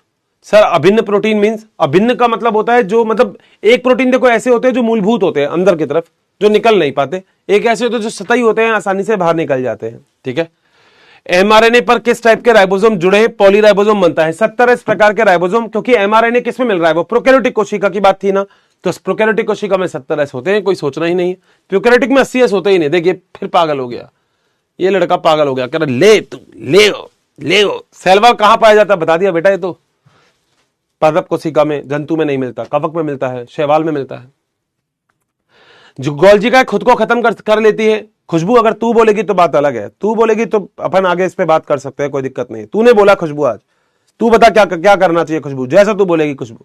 बेटा सभी लोग खुशबू का सम्मान करेंगे। खुशबू ने आज बोलिया गोल्जी का खुद निपटा सकती है खुद को। खुशबू निपटा, कोई दिक्कत नहीं है। ऐसे रबड़ ले, ऐसे मिटा दे, तूने कहीं बनाया हो तो, या फिर पन्ना ऐसे फाड़ दे तो अपने आप मिट जाएगी। वैसे तो बायोलॉजी नहीं मिटाती, ये मिटाने साफ सफाई का जो काम होता है ये लाइसोसोम का होता है, तभी हम उसे आत्मघाती थैली कहते हैं। जो प्लांट वाटर में होते हैं उनकी सेल वॉल किस चीज की बनी होती है? बेटा पानी और जल, उसकी बात नहीं होती। बस अगर वाटर के अंदर है तो कुछ चीजें उसमें अलग होगी, कि वो थोड़े से ऐसे चिकने होंगे ना बेटा, वो कहीं ना कहीं किसको पानी गला नहीं पाएगा। और एक चीज और होती है, जैसे तुम जड़ जो देखते हो ना, जड़, उसके आगे रूट कैप होती है जो तुम्हारे बाहर जमीन पे लगे होते हैं। मगर जो पानी के अंदर पेड़ पौधे होते हैं उनमें जड़ के बाहर रूट पॉकेट प्रेजेंट होती है। तो मुझे चेक करते रहते हो क्या बार बार? हाइड्रोफाइट्स जो होते हैं ना, जो जलीय पादप होते हैं, जैसे जलकुंभी, उसमें रूट पॉकेट होती है, रूट कैप नहीं होती। हाँ, थैंक यू दोस्त, थैंक यू दोस्त, थैंक यू। संडे वर्सन है सुसाध्य सुसाध्य विसरण कैसे कहते हैं? सुसाध्य यानी कि जिसमें आपने साधन दे दिया। तो अगर किसी भी चीज को, मैंने बताया भी था, चलो दोबारा बता देता हूं, ये चीज अपने आप ही यहां से वहां जाए चली जाए तो सुसाध्य नहीं है। मैंने अपने हाथ को लिया और इसको उठा के यहां से यहां रख दिया, तो मेरे हाथ ने इसको साधन दिया है यहां से यहां लेके जाने का, इसलिए हम इसे बोलते हैं सुसाध्य। सुसाध्य जो उसको लेके गया। अरे फिर आ गया ये ना सुनेगा भाई। सर रुबिस्को एंजाइम दलहनी पादुओं में पाया जाता। बेटा एक तो ही प्रॉपर इंग्लिश लिखो। देखो मेरी एक बात सुनो, तुम अभी बच्चा ही हो, है ना, उससे फर्क नहीं पड़ता तुम 11वीं में हो, 12वीं में हो, फर्स्ट ईयर मतलब ड्रॉप कर रहे हो, कोई फर्क नहीं पड़ता, तुम हो तो बच्चे। तो तुम एक चीज का याद रखना, या तो प्रॉपर इंग्लिश लिखो या प्रॉपर हिंदी लिखो। तुम क्या, तुम बीच में एक और लैंग्वेज ला देते हो तो तुम्हारी है खुद की। तो बेटा वो मैं हमेशा नहीं समझ सकता ना, वो मैं तब समझ पाऊंगा जब तुम ढंग से लिखोगे।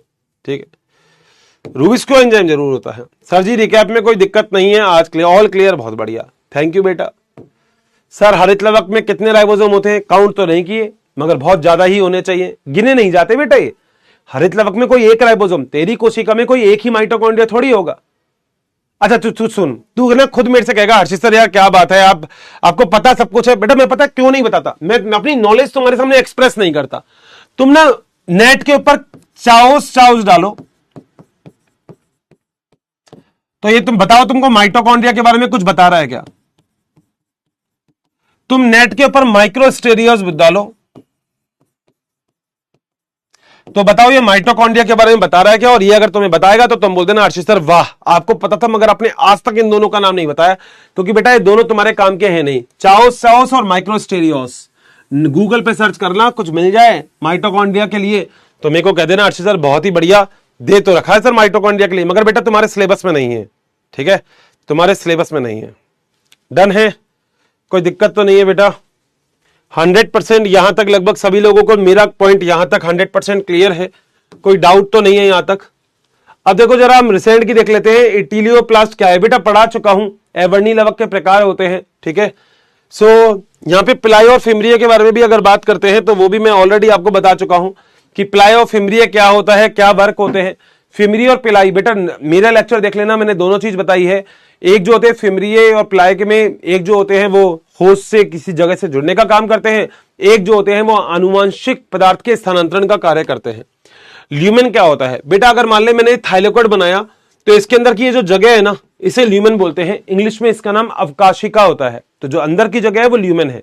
जैसे तू कमरे में बैठा है ना, तो तू ल्यूमेन में बैठा है या इंट्रासेलुलर स्पेस में बैठा है, अंतराकोशिकीय स्थान। अपना आईक्यू कैसे चेक करें, दीवार सिर में मारो, नहीं सिर दीवार में मारो। अबे आईक्यू बढ़िया है तो मुझसे पढ़ रहे, तो हल्का आईक्यू वाला तो पढ़ ही नहीं सकता। और खुद को बढ़िया कर दिया और तुम्हें भी बढ़िया कर दिया। देखो तुम अगर हल्के आईक्यू वाले होते तो मुझसे पढ़ रहे होते, नहीं ना। तुम हल्के आईक्यू वाले होते तो बॉटनी पढ़ रहे होते, नहीं ना। तुम हल्के आईक्यू वाले होते तो यहां होते क्या, नहीं ना। तुम हल्के आईक्यू वाले होते तो तुम क्या आईक्यू भी लिख पाते, नहीं। तो इसका मतलब तुम्हारा आईक्यू सही है, बधाई हो। आज तो 1 किलो का मिठाई का डब्बा मेरे घर पे भेजना ही पड़ेगा तुझे, ठीक है। आज मैंने तुझे बता दिया कि तुझमें दिमाग है। मतलब तुम्हें ऐसा क्यों लगता है लड़कियों में दिमाग नहीं होता, ऐसा क्यों लगता है तुम्हें? मैंने कल भी तुम्हें बताया था खूब दिमाग होता है लड़कियों में भी, ऐसी कोई बात थोड़ी है। लड़कियों में बहुत दिमाग होता है, बट कई बार ज्यादा हो जाता है। उम्मीद से ज्यादा लड़कियों में दिमाग हो जाता है, कई बार ऐसा भी होता है। बहुत ज्यादा दिमाग लड़कियां लगा देती है लड़कियां। गर्ल्स जैसे बोलते हैं द बॉयज, ये बहुत हल्का है। द गर्ल्स बहुत बड़ा है। मतलब गर्ल्स अलग लेवल का दिमाग लगाती है, अलग लेवल। जहां नहीं पहुंच पाता लड़के की सोच भी ना, वहां पे गर्ल्स यूं कहती चल हट, ऐसे। बहुत तेज चलता है लड़कियों का दिमाग, बहुत तेज। राखी पे राखी बांधेगी, 1000 रुपए 5000 रुपए ले लेंगी द गर्ल्स। तुम उनको यूं कर दो, रोने लग जाएंगी, मम्मी के पास जाएंगी, मम्मी तुम्हारे रेपटा गलती से पापा के पास बात पहुंच गई तो लड़को तुमको तो ढूंढ दिया जाएगा द गर्ल्स। तुम रो के जाओ पापा की बात, पापा दीदी ने मार दिया, पापा और लपेटेंगे, अच्छा कमी मारा होगा, ले घूसा, अरे कहां है लठ, कहां है मेरा, ले लठ पे लठ, ऐसा। द गर्ल्स ताकत है लड़कियों के पास। लड़कियां कभी बिना हेलमेट लगाए, मैंने देखा था एक दिन, बिना हेलमेट लगाए जा रही थी और मेरे को पुलिस वाले ने रोक रखा था क्योंकि मैंने हेलमेट नहीं लगाया था, गलती में भूल गया था हेलमेट। तो पुलिस वाले ने रोका, पुलिस वाले ने मेरे से कहा ओ तेरा तो चालान कटेगा, ज्यादा शाना हो रहा है क्या तू। अरे मैंने कहा सर सॉरी गलती हो गई सर प्लीज छोड़ दो। अबे शाना है तू, बहुत शाना है। और ऐसे एक लड़की आई, उस लड़की को रोक लिया, कह रहे अरे बिटिया क्यों नहीं लगाया बिटिया तूने हेलमेट। अंकल सॉरी अंकल ना, मैं भी मेरा मार्केट का काम कर आती हूँ, मुझे ना अंकल बहुत सारी शॉपिंग करनी है, फिर उसके बाद अंकल मैं घर जाके लगा दूंगी। अब पता है अंकल ने क्या कहा, ओके बिटिया जाओ चलो आराम से, अच्छी लड़की। और मैं क्या भाई, मैं रिक्वेस्ट पे रिक्वेस्ट कराऊं अंकल छोड़ दो, मैं भी अंकल अच्छा लड़का हूं, नहीं मगर छोड़ा ही नहीं अंकल, क्या करें बताओ। मतलब तुम ऐसे मत किया करो। मतलब जब केराटिन की कमी होती है तो बाल गिरने लगते हैं क्या बेटा। ये कहां से कहां पहुंच गई प्रियंका मैडम से बदमाशी नहीं मित्र। वाह रे वाह, लड़की तू अलग ही जा रही है। क्या है ये, घर वालों ने इतना अच्छा नाम दिया, इस नाम से तो कुछ और ही महसूस हो रहा है। चलो कोई बात नहीं, मैं तो डर गया, मैं तो डर गई, तो मैं तो डर गया ना, इसमें डर गया मैं, बदमाशी नहीं मित्र, ठीक है। सर आरएनए के टाइप को पढ़ाए नहीं हो आप, बेटा नहीं पढ़ाऊंगा आरएनए के टाइप क्योंकि तेरे यहाँ पे है ही नहीं। और तू मेरे को चेक कर रहा है तो एमआरएनए, टीआरएनए, आरएनए, आरआरएनए होता है। देखो तुमको ना मैं पहले भी बोल चुका हूं बेटा, मैं आलतू फालतू की चीज आलतू फालतू जगह नहीं पढ़ाता, बस यही मेरी खास बात है। मैं तुम्हें कंफ्यूज नहीं करता, सब कुछ इसी चैप्टर में पढ़ा दूंगा। तो मॉलिक्यूलर बेसिस ऑफ इनहेरिटेंस, वंशानुगति के आणविक आधार, क्लास 12th का जो चैप्टर है उसमें क्या पढ़ाऊंगा तुझे, एमआरएनए, टीआरएनए, आरआरएनए, वहीं पे पढ़ेगा तू, ठीक है। डायग्राम के साथ और पढ़ाऊंगा, याद रखना। सबसे बड़ी सेल कितने म्यूएम की होती है तुमको बता दिया, एनसीईआरटी में भी लिखा हुआ है बेटा। Best subject botany, thank you so much. Animal की सेल मेम्ब्रेन किसकी बनी होती है, प्रोटीन, कार्बोहाइड्रेट और लिपिड। जो तुम्हें मेम्ब्रेन बनाई थी वो तो एनिमल या प्लांट दोनों की मान सकते हो। अब ये पूछ गया रूट कैप क्या होती है बेटा, रूट कैप क्या होती है। देखो वो उस बच्चे ने पूछ लिया, अब तू भी पूछ रहा है। रूट कैप होती है जो जड़ होती है ना, ये जड़ तो देखी होगी तूने, तो जड़ क्योंकि जमीन को खोदती रहती है इसलिए आगे ऐसे एक चीज पाई जाती है जिसे हम रूट कैप बोलते हैं। ये जो रूट कैप होती है ना, ये जड़ की सुरक्षा करने का कार्य करती है कि ये डैमेज नहीं हो जाए आगे से, क्योंकि ये मिट्टी के अंदर बार बार मिट्टी को खोदने का काम करती है। ठीक है सर, गोल्जी बॉडी में निकली पुट्टी का को ही लाइसोसोम कहते हैं, उसका निर्माण करती है, सारी पुट्टी का लाइसोसोम थोड़ी ना होती है। सर कोशिका सिद्धांत को प्रतिपादित, तो बेटा मैंने बता दिया, इसके बाद बार बार नहीं, रिकैप तो बहुत देखे हैं हर्षित सर, आपके जैसे मजा आ गया, thank you so much. Cytoskeleton रह गया, बेटा बता दिया। साइटोस्केलेटन जिसे कोशिकीय पंजर भी कहते हैं, ये भी मैं आपको पढ़ा चुका हूं। जो साइटोस्केलेटन होता है वो 3 प्रकार का होता है, एक होता है सूक्ष्म तंतुक, एक होता है माइक्रोट्यूब्यूल और एक होता है इंटरमीडिएट फिलामेंट। इन तीनों के बारे में मैं आपको बता चुका हूं कि कौन कौन से प्रोटीन से बने होते हैं। ये यांत्रिक सहायता प्रदान करते हैं, सुरक्षा देते हैं, कोशिका के अंदर जो गति होती है उनको भी मेंटेन करते हैं, साथ साथ कोशिका की संरचना को भी बनाए रखने का कार्य करते हैं। लाइसोसोम अपघटनकारी क्यों होते हैं? क्योंकि बेटा उसके अंदर अपघटनकारी ना, क्योंकि लाइसोसोम के अंदर जल अपघटनीय एंजाइम पाए जाते हैं जो किसी भी चीज को खत्म करने का काम कर सकते हैं। वो प्रोटीन को भी खत्म कर सकते हैं, कार्बोहाइड्रेट को भी और वसा को भी। ठीक है, न्यूक्लियोलस किससे बनी होती है? वैसे आरआरएनए प्लस प्रोटीन से बनी होती है, मगर अभी केंद्रिका पढ़ाऊंगा, जब केंद्रक पढ़ाऊंगा तभी आएगा। राइबोसोम का वर्क प्रोटीन बनाने का काम करता है, उसमें राइबोसोम में ई एब्सेंट है, ई और लगाना पीछे, तो प्रोटीन बनाने का कार्य करता है, इसलिए हम इसे कोशिका की प्रोटीन फैक्ट्री भी कहते हैं। राइबोसोम 70 में 55S होते हैं और 80 में 80S प्रोटीन होते हैं। महेंद्र कोई दिक्कत नहीं है, जैसा तू सही बोले, नीट में आए तो तू तो यही लिखना, बाकी सारे बच्चे याद रखना। 70 में 30 होते हैं, 70 में 2 होते हैं 50 और 30, 80 में 2 होते हैं 60 और 40। महेंद्र यही लिखेगा। महेंद्र पूरी बोलो, वो अलग ही लेवल का बंदा था, महेंद्र अलग ही लेवल का बंदा था। महेंद्र करा मैं तो यही लिखूंगा, मैं तो यही लिखूंगा। सर आपने बोला सर 70S की 2 इकाई होती है सर, 50S और 30S। नहीं सर, मैं तो 50S प्लस 20S लिखूंगा सर, यही 70 बनता है हर्षित सर, मेरा तो यही सही है। महेंद्र बहुत ही बढ़िया, महेंद्र बाबू, महेंद्र बाबू बहुत बढ़िया, तुम सही जा रहे हो महेंद्र, थोड़ा आगे मत निकल जाना बस हमसे, है ना। हाँ, जा तो तुम सही रहे हो, मगर कहीं पता लगे आगे ही निकल जाओगे। ठीक है, हाँ सर सबसे छोटी बेटा ये कोशिका में से पढ़ लें। फिमरी अप्लाई का वर्क मैंने बता दिया, साइटोस्केलेटन का रिवाइज अभी करवा दिया। लवक में एनर्जी बनती है तो वहां कहां चली जाती है? बेटा कहीं नहीं जाती, लवक के अंदर जो एनर्जी बनती है ना, हरित लवक के अंदर, वो अप्रकाशीय अभिक्रिया जो होती है उसमें ही प्रयोग में ले ली जाती है, इसलिए हमसे वो नहीं बोलते। ठीक है, चलें आगे। 2.0 वाले को 1.0 मिलेगा, ये मुझे पता नहीं सर, हम आपके बिना देखे बोलकर रिकैप कर सकते हैं, पर आपसे पहने के बाद से। बहुत बढ़िया, thank you so much. Cytoplasm के बारे में बताएंगे, बिल्कुल दोस्त। साइटोप्लाज्म एक ऐसी चीज होती है जो कोशिका के अंदर तरल होती है, और मैंने अगर आपको याद हो तो एक चीज और बताई थी, जो साइटोप्लाज्म होता है ना, ये कहीं ना कहीं जो होता है वो आप कह सकते हैं कि सारी की सारी जो रासायनिक अभिक्रियाएं होती है वो साइटोप्लाज्म में ही होती है। ठीक है, एटीपी की फुल फॉर्म बेटा होती है एडिनोसिन ट्राइफॉस्फेट, मजा आ गया होगा। राइबोजाइम और राइबोसोम में क्या डिफरेंस होता है? बेटा राइबोसोम तो प्रोटीन फैक्ट्री होती है, ये मैंने बता दिया। राइबोजाइम एक ऐसा एंजाइम होता है जो आरएनए से बना होता है, उसे हम राइबोजाइम कहते हैं। ठीक है बेटा, गाना सुनाओ सर, ये तो अलग ही लेवल का बंदा है।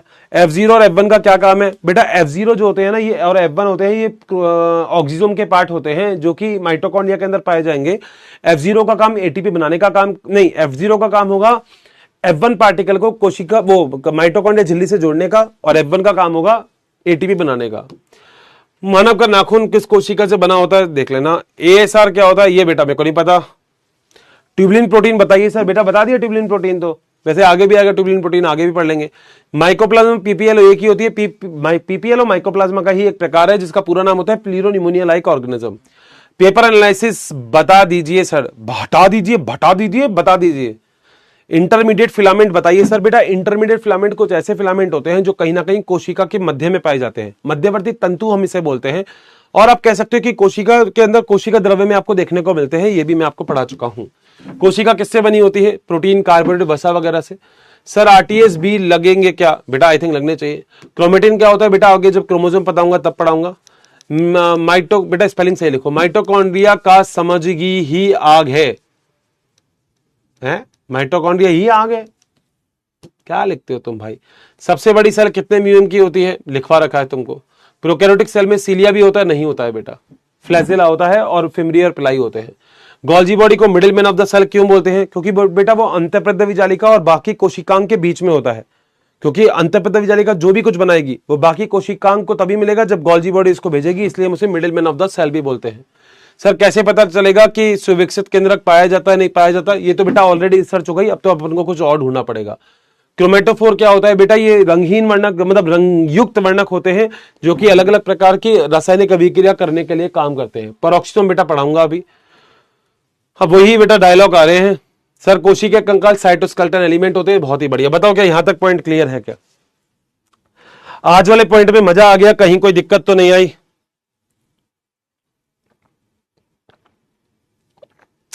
साइटोप्लाज्म क्या होता है? कुछ बच्चे पूछ रहे हैं तो जरा ध्यान से सुन लेना। साइटोप्लाज्म क्या होता है? जब आप कभी भी दोस्त कोशिका के बारे में बात करते हैं ना, जब आप कोशिका के बारे में बात करते हैं तो कोशिका के अंदर यहां पे कोशिका द्रव्य पाया जाता है और यही कोशिका द्रव्य होता है जिसे हम साइटोप्लाज्म कहते हैं। तो आप कोशिका द्रव्य की बात करो, साइटोप्लाज्म की बात करो, बात एक ही है। इसी को ही हम बोलते हैं साइटोप्लाज्म। आज का सेशन बताना जरूर कैसा रहा। मेरी मेहनत तो जरूर हुई है, कोई दिक्कत नहीं है, मगर मजा आ गया क्या? अभी भी डाउट है? अब तो डाउट नहीं होंगे। यहां तक बता दो क्या डन है क्या? बता दो डन है, कोई दिक्कत तो नहीं है, मजा आ गया यहां तक? बता दो बेटा।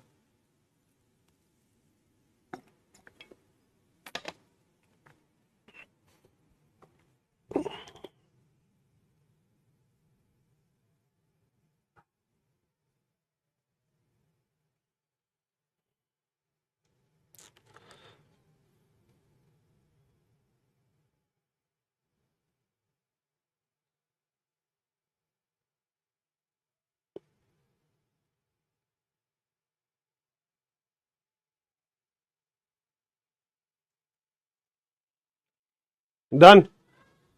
कोई भी दिक्कत है तो बता दो, क्वेश्चन करवाऊं अब?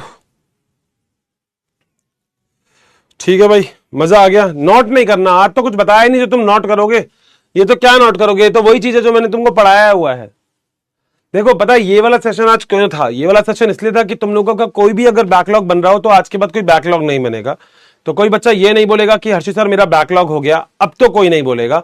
तो बैकलॉग वाली जो कहानी है वो लगभग आपकी खत्म हो गई होगी, कोई दिक्कत नहीं होगी। और आज तो मैंने बहुत सारे डाउट तुम्हें बता भी दिए हैं, ठीक है? Lot of doubt is there. आओ जरा पहले तो ये कर देते हैं। वाह 94% को बहुत सही चल रहा है, वाह 95% मिला लूंगे तो 97% अपने साथ है, मजा आ गया। लो जरा ये देखो, पहले क्वेश्चन पढ़ लो और इसका आंसर बताओ, फिर पोल चालू कर देता हूं।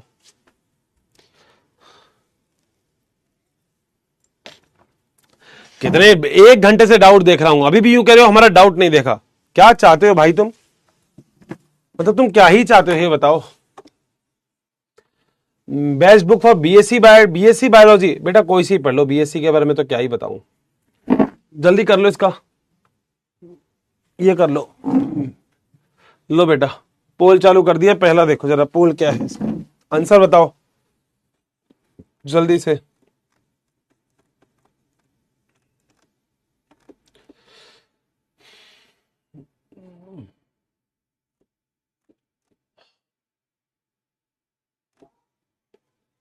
बेटा अगर सीबीटी होगा ना यूके तो फिर ओएमआर नहीं मिलेगी, सीबीटी होगा तो फिर वहीं पे नेट पे ही करेगा तू। रागनी थैंक यू। आज केवल क्वेश्चन प्रैक्टिस, कॉमन डाउट भी देखो। बेटा एक ही लेक्चर में बताओ तुम सारी चीज चाहते हो मुझसे, तुम ये बताओ मैं कैसे करूं? तुम एक ही लेक्चर में चाहते हो ये भी करवा दूं, वो भी करवा दूं, सब कुछ करवा दूं। विर्चो ने स्लाइडेन और श्वान के कोशिका सिद्धांत 1855 में संशोधित किया, सही बात है। कोशिका सिद्धांत हमें बताता है कि नई कोशिका का निर्माण पूर्ववर्ती कोशिकाओं से होता है। बेटा कोशिका सिद्धांत नहीं बताता, आधुनिक कोशिका का सिद्धांत बताता है। ये वाली बात तो आपको क्लियर होगी, आधुनिक कोशिका का सिद्धांत।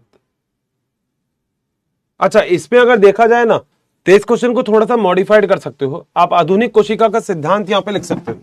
आप लिख सकते हो कि आधुनिक कोशिका का सिद्धांत आपको क्या बताता है, तो फिर आप इसका आंसर बहुत ही आसानी से कर सकते हो, वहां कोई दिक्कत आपको नहीं आएगी।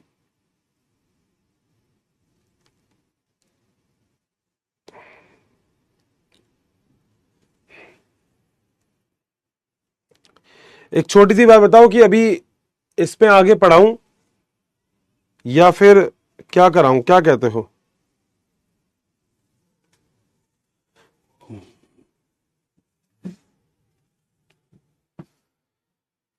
रुडॉल्फ विर्चो ने स्लाइडेन और श्वान के कोशिका सिद्धांत में 1855 में संशोधन किया।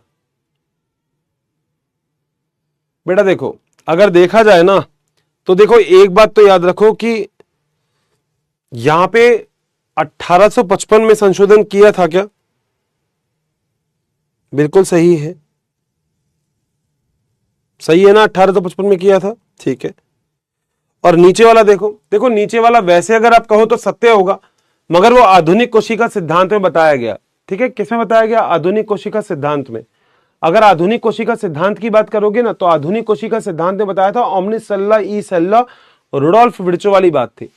अब देखो क्वेश्चन वैसे अगर देखा जाए तो पूर्ण रूप से सही नहीं है, आधुनिक कोशिका सिद्धांत लगेगा तो अपन सही कर देंगे, कोई दिक्कत नहीं है, बट इस कंडीशन में आप दोनों को सही मान सकते हो, ठीक है। मगर सही व्याख्या तो नहीं है, ये बात तो कंफर्म है, व्याख्या तो सही नहीं है, बी आंसर आना चाहिए। ए तो किसमें किया? नहीं, सही व्याख्या थोड़ी है बेटा। ऊपर वाला सिद्धांत में क्या बताया गया है, नीचे वाले ने क्या बताया बताओ? ऊपर अलग लाइन है, नीचे अलग लाइन है, वो तो क्लियर करती ही नहीं है ना बेटा। हाँ, करती ही नहीं है बेटा वो। अब देखो जैसे ये वाला क्वेश्चन है, सबसे पहले अगर तुमसे कोई पूछे कि कौन सी कोशिका देखी गई, जीवित कोशिका, उसमें अगर आधुनिक कोशिका का सिद्धांत लिखेंगे तो आई थिंक ज्यादा सही होना चाहिए आंसर। आधुनिक कोशिका का सिद्धांत लिखेंगे तो वो ज्यादा सही है बेटा। वीडियो कॉल अभी कर देंगे बेटा, बेटा वीडियो कॉल करेंगे, रुक जाओ बेटा, तुम पढ़ तो लो बेटा, ऐसे मत करो भाई। बैकलॉग है अभी भी? किसका बैकलॉग है भाई? अब भी बैकलॉग है क्या? क्या रह गया तुम लोगों का जो इतना बैकलॉग है? जीवित कोशिका की खोज किसने की थी? वो की थी एंटोन वैन ल्यूवेनहॉक ने, यानी कि आंसर यहां पे यही आना चाहिए। 91% बालकों का सही है। प्रथम जीवित कोशिका की खोज तो हो गई, तो इसमें तो नहीं करना। ये कौन सा क्वेश्चन है भाई? हाँ, ये कर सकते हो, आओ जरा, लो बेटा, उड़ा दो बेटा क्वेश्चन। कोई भी एक चीज ले लो जिसको आप आसानी से कर लो, तो आपका आसानी से हो जाएगा। मुझे ये बताओ, आज पढ़ा भी दूं क्या आगे एक टॉपिक? कोई बोल तो आ जाएगा, आज कोई टॉपिक पढ़ा दूं क्या? शामी पाशा, शामी पाशा, ये बताओ आज पढ़ा दूं क्या कोई टॉपिक? बेटा पोल नहीं आ रहा तो चैट बॉक्स में लिख दो।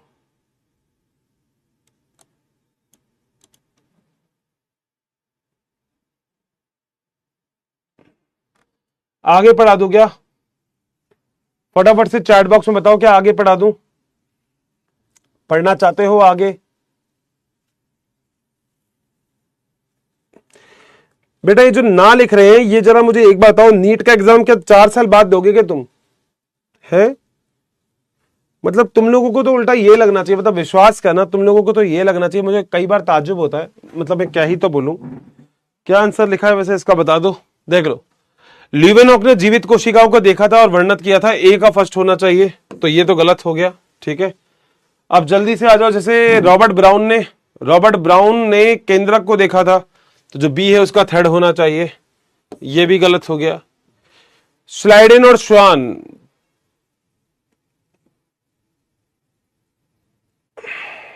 एक का फर्स्ट हो गया ना, ठीक है। श्वान ने तो डी का सेकंड हो गया, डी का सेकंड हो गया। अब तेरी एक में ही है क्या गड़बड़? ये क्या है? अच्छा, डी का सेकंड हो गया, ये भी यही आंसर आएगा ना इसका, तो ए आंसर ही आएगा मेरे हिसाब से तो, ठीक है भाई, यही है। चलो अगला क्वेश्चन कुछ उड़ाते हैं बढ़िया सा। ये तुम सस्ते सस्ते क्वेश्चन तो तुम अपने आप ही घर पे उड़ा देना। एक टॉपिक पढ़ा दूं क्या आज बढ़िया सा? बताओ, एक टॉपिक पढ़ा दूं? ये बता दो, एक टॉपिक पढ़ा दूं? एक टॉपिक, आए हो तो पढ़ लो, नहीं आया तो मन नहीं पढ़ते। आए हो तो क्या एक टॉपिक पढ़ा दूं क्या? बताओ, क्या एक टॉपिक पढ़ा दिया जाए? जल्दी से बता दो, यस कर दो अगर आए हो तो। आए हो तो मजे ही मजे है ना। ये नो पता नहीं क्यों लिखते हैं, अंकित करें नहीं, आज मत पढ़ाओ। क्वेश्चन प्रैक्टिस तो अपन क्लास में करते ही रहते दोस्त। आए हो तो एक टॉपिक कर लो भाई, नो क्यों करते हो तुम? हैं पढ़ने वाले बच्चे कहाँ गए मेरी क्लास में से? अच्छा, मैं आज स्पाइडरमैन की पिक्चर देख के आया, तो क्या हुआ कि स्पाइडरमैन की पिक्चर में मैंने देखो आज स्पाइडरमैन की टी शर्ट परचेज की है। देखो, मतलब पहले ही कर ली थी, बट मेरे को नहीं पता था आज स्पाइडरमैन की पिक्चर देखो। स्पाइडरमैन स्पाइडरमैन स्पाइडरमैन स्पाइडरमैन, ठीक है। चलो देखें तुम कहां पे हो, ए में ही हो क्या? अरे 91% मेरे साथ है भाई साहब, अरे तेरी 91% मेरे साथ है। चलो फिर गाना भी सुनाऊंगा आज, तो फिर गाना सुनाऊंगा। अगर 91% तुम मेरे साथ हो ना, फिर तो आज तुम्हें गाना सुनना बनता है भाई। फिर तो आज तुम्हें गाना भी सुनाऊंगा भाई। 91% बालक अगर मेरे साथ है तो फिर कहना ही क्या भाई, फिर तो गाना भी सुनाऊंगा। चले, मजा आ गया यार। ये बात मेरे लाल। आओ दोस्तों, आज हम बात करते हैं तारक काय व तारक केंद्र। बोलो बात सही है। तारक काय व तारक केंद्र, ठीक है। सेंट्रोजोम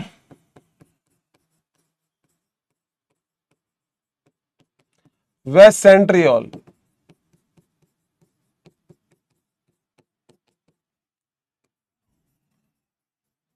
अच्छा वैसे एक बताओ, तुम्हारा बैच सच में बहुत अच्छा है। एक दो बच्चे जरूर हैं जो इस बैच में थोड़े से नालायक हैं।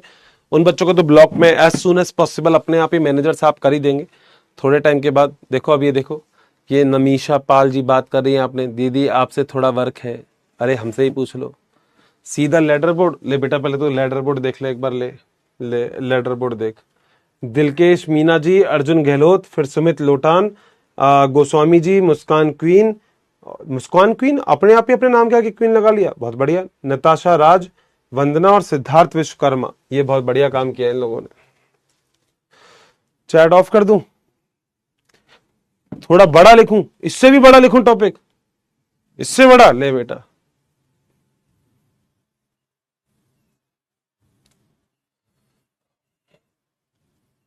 ठीक है चल, अब बढ़िया है। वो बच्चे देखो बैच को कितने लोग लिए हैं ये बता दो, सब बता दो। तुम क्या क्या लिखते रहते हो भाई, क्या क्या लिखते रहते हो तुम हैं? तुम पढ़ते तो हो नहीं, बाकी तुमसे सारे काम करवा लो। तुम सारे काम करने में बिल्कुल बढ़िया काम करते हो तुम सारे, मगर पढ़ते नहीं है बस। क्यों नहीं पढ़ते तुम, क्यों नहीं हो रही है पढ़ाई? एक टॉपिक तो पढ़ लो, आप आए हो तो आज। बस ज्यादा नहीं पढ़ाऊंगा, बस एक टॉपिक पढ़ाऊंगा, ठीक है।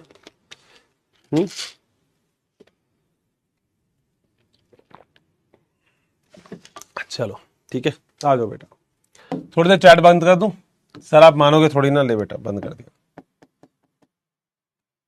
देख बेटा, आज हम बात करेंगे तारक काय और तारक केंद्र के बारे में। बड़ा ही इंपॉर्टेंट, बहुत ही ताबड़तोड़ टॉपिक है ये हमारे पास। तो इस टॉपिक को आज हम कंप्लीट करेंगे, देखेंगे जरा क्या होती है।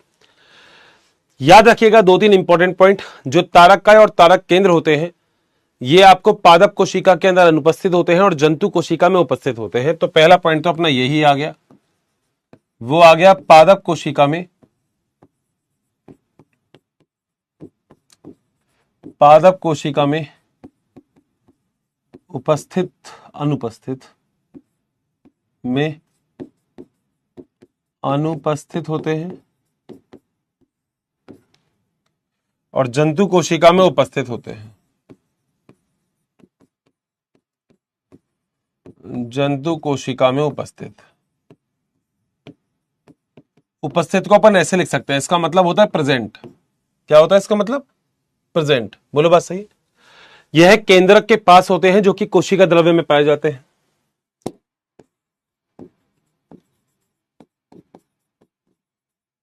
केंद्रक के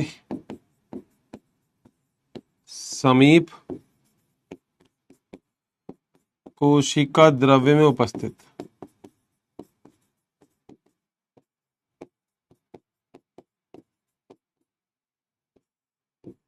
बोलो बात सही है। यह कोशिका विभाजन में बहुत ही इंपॉर्टेंट रोल प्ले करते हैं। कोशिका विभाजन कभी में हम आगे पढ़ेंगे तो वहां पे तर्कु तंतु से जुड़ते हैं, इतना ही याद रखना, ज्यादा दिमाग मत लगाना क्या होता है, आगे पढ़ाऊंगा।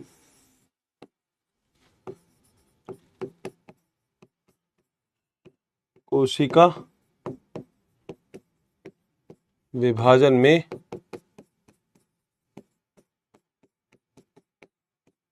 तर्कु तंतु से जोड़ने में सहायक होते हैं। यह हमेशा जोड़े में मिलते हैं, हमेशा दो होते हैं, ठीक है।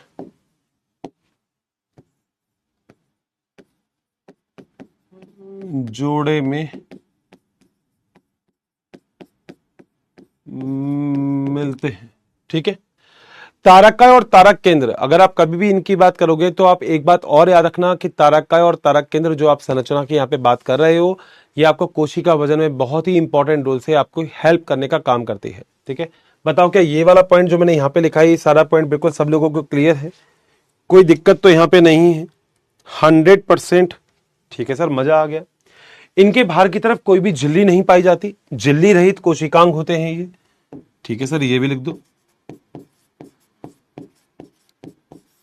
झिल्ली रहित कोशिका।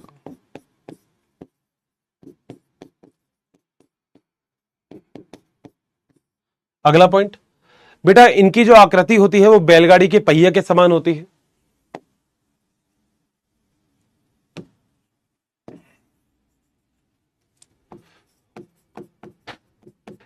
जो आकृति होती है वो बैलगाड़ी के पहिए के समान होती है, पहिए के समान। डन है? ठीक है, इनका जो अरेंजमेंट होता है ना वो 9+0 होता है। क्या होता है 9+0? सब बताऊंगा, अभी दिमाग मत लगाना। 9+0 की व्यवस्था होती है। क्या होता है अभी आज ही बता दूंगा 9+0 क्या होता है। ठीक है, अभी दिमाग नहीं लगाना। ठीक, माइक्रोट्यूब्यूल से बनी हुई संरचना होती है, यानी कि ट्यूबुलिन प्रोटीन से। ट्यूबुलिन प्रोटीन उपस्थित होते हैं। ठीक है सर। अब दोस्त बायोलॉजी देखो तब तक क्लियर नहीं होती जब तक आप उसका डायग्राम नहीं बनाओ। अगर आपने डायग्राम बनाया तभी इंपॉर्टेंट है। मेरे साथ डायग्राम मत बनाना, नहीं तो बाद में कहोगे हर्षित सर मिटाना पड़ गया हमको। तो डायग्राम मेरे साथ कोई नहीं बनाएगा। ठीक है, मैंने क्या बोला, ये 9+0 का अरेंजमेंट होता है, यानी कि 9+0 आपको बनाने हैं। ठीक बात है हर्षित सर, 9+0 हम बना देंगे। आओ, सबसे पहले तो ऐसे गोले बनाओ जो कि 9 होने चाहिए। तो 1 2 3 4 5, थोड़ा दूर दूर और करूंगा। ठीक है, दोबारा करते हैं। 1 2 3 4 5 6 7 8 और 9।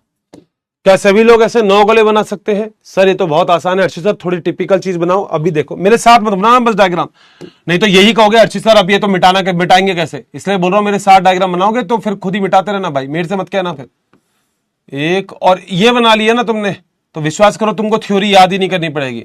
सर हो ही नहीं सकता, अभी देख लेना तुम डायग्राम के बाद कि तुम्हें थ्योरी याद करनी पड़ेगी क्या। और बैलगाड़ी के पहिए के समान संरचना बताना बना दी क्या नहीं बनाई है। अभी देखो तुम तो मैं ऐसे ही घबराते रहते हो, पता नहीं बॉटनी में। देखो तुम, मैंने बोला था ना मैं डायग्राम से थ्योरी निपटा दूंगा। और मैं एक चैप्टर की बात नहीं कर रहा, कोई भी चैप्टर होगा ना हम डायग्राम से थ्योरी खत्म करेंगे। हम डायग्राम पढ़ेंगे तो थ्योरी अपने आप ही कंप्लीट हो जाएगी, मगर तुम्हें देखना पड़ेगा उसके लिए। ठीक है सर, तीसरा और कर दूं? हाँ सर बनाओ, ये लो, ये तीसरा।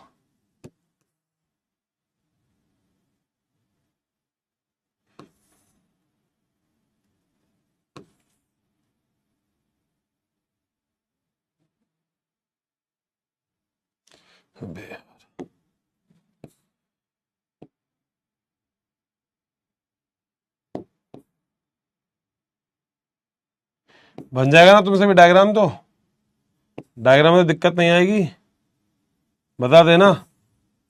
अब गोले तुम कैसे बनाओगे वो तुम्हारी इच्छा है। मेरे से सुंदर डायग्राम बनाओगे तो इंस्टाग्राम पे मुझे टैग कर देना, मगर अच्छे डायग्राम की स्टोरी लगाऊंगा मैं, सबके नहीं लगाऊंगा। ठीक है बेटा, बना दिए सर, मजा आ गया। अब सुनो, ये जो बाहर जो तुमने बनाई है ना ये हटा दो। क्यों? झिल्ली रहित कोशिकांग थे। अरे सर बन गया डायग्राम, देखो कितना प्यारा डायग्राम लग रहा है। अभी तुम देखो होली दिवाली पे रंगोली बनाते हो ना, ये रंगोली है। ठीक है, ये होता है ए, तो सब में ही ए लिख दो, कोई लोड ही नहीं है। डायग्राम ऐसा बनाओ कि फिर थ्योरी खत्म हो जाए। ये है ए, ठीक है। इसे हम बोलते हैं ए माइक्रोट्यूब्यूल। मैंने माइक्रोट्यूब्यूल बताया था ना, माइक्रोट्यूब्यूल कोशिकीय पंजर में, तो ये वही है, इसे बोलते हैं ए माइक्रोट्यूब्यूल। ठीक है, इसके पीछे की तरफ ये जो है ये है बी माइक्रोट्यूब्यूल,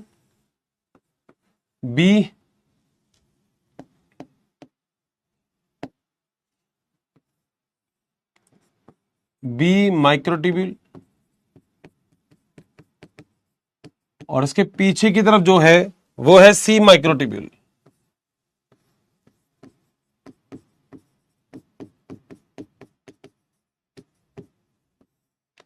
क्या तीनों हो गए एबीसी? सर बिल्कुल सही बात है। तो देखो ये लिख दो सी,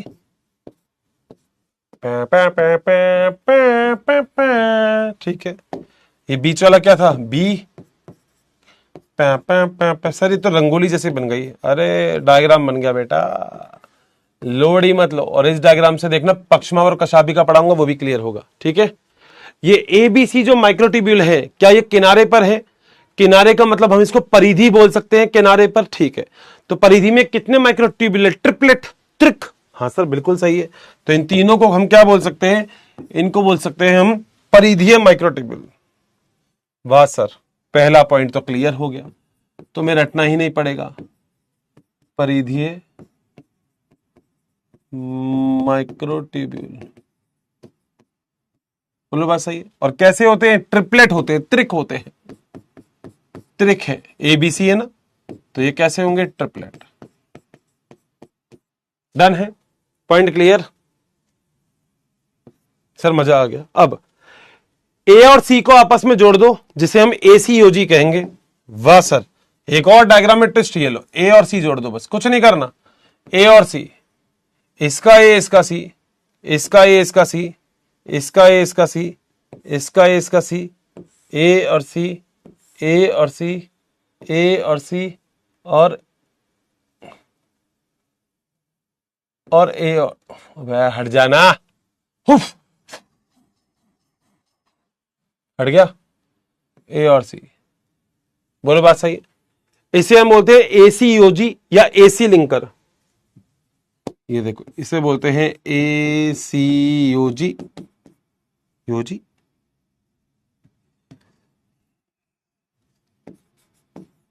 या बोलते हैं एसी लिंकर। बोलो बात सही है। बीच में बेटा ऐसा होता है जिसे हम केंद्रीय अक्ष या केंद्रीय धुरी बोलते हैं। ये बीच में ये होता है केंद्रीय अक्ष, जिसे हम केंद्रीय धुरी भी बोल सकते हैं। ऐसे गोला बना दो, इस गोले के बारे में भी लिख दो, कहीं लिख दो क्या? हाँ सर लिख दो। ये होता है केंद्रीय अक्ष, या फिर हम बोलते हैं सेंट्रल हब। कई जगह पे इसे केंद्रीय धुरी भी बोल रखा है, तो कंफ्यूज मत होना। बोलो बात सही। यहां तक कोई डाउट है किसी को भी तो बता दो। नहीं है? मजा आ गया, क्लियर है। अब देखो क्या करना है। अब बेटा ऐसा कुछ चीज ले लो, जैसे ये येलो वाला ले लिया, इस येलो डेटी फेलो को ए के नीचे लगा दो ऐसे। रंगोली तो बेटा पूरी बनानी पड़ेगी। अरे हर्षित सर क्या बात कर दी, मैं बोल रहा हूं ना, रंगोली में बेटा कोई कमी नहीं, रंगोली पूरी बनेगी बेटा। हाँ तभी तो बेटा पैसा मिलेगा, पैसा। लड़के बता दे, क्या पॉइंट क्लियर है क्या? वाओ बहुत बढ़िया, मजा आ गया। ये हो गया, ये हो गया, ये हो गया। इसके पीछे बेटा ऐसे लगा दो, लगा दो, लगा दो। नोबिता ने कहा सिंचेंग से, सिंचेंग तू कहाँ गया था? सिंचेंग ने कहा मैं बना था रंगोली। हर्षित सर ने बनवाई है आज क्लास में रंगोली, जिसमें उन्होंने भर दिए हैं रंग। बहुत बढ़िया, ठीक है, मजा आ गया। सर हमें तो, हम बनाएंगे कैसे? ये बेटा तुम्हारी टेंशन है, ये मेरी टेंशन थोड़ी। तुम कैसे बनाओगे? मैंने भी तो बनाया तुम्हारे सामने, मैं बना के थोड़ी ना लाया हूं। बताओ बना के लाया हूं क्या? नहीं सर, आपने तो हमारे सामने बनाया। तो जब मैंने तुम्हारे सामने बनाया तो तुम भी बताओ किसके सामने बनाओगे? मतलब मेरे सामने बनाओ मत बनाओ, उससे मेरे को फर्क नहीं पड़ रहा, मगर तुम्हें बनाना तो बेटा पड़ेगा। कोई शॉर्टकट नहीं है बेटा इसका, तो है ना, ये तो बनाना पड़ेगा। ये बनाओगे नहीं तो बेटा फिर कैसे समझोगे? अब ये नहीं है सुंदर बनाओ नहीं बनाओ, मगर ऐसा तो बनाना कि तुम्हें समझ में तो आए। बैलगाड़ी तो कम से कम बैलगाड़ी लगे, रॉकेट नहीं लगे। ये नहीं हो कि तुम बैलगाड़ी बनाने की कोशिश कर रहे हो, रॉकेट बन गया। क्योंकि सर बनाई तो बैलगाड़ी थी, मगर हर्षित सर पता नहीं है रॉकेट कैसे बन गया, बनाई तो हमने बैलगाड़ी थी हर्षित सर। वह क्या है,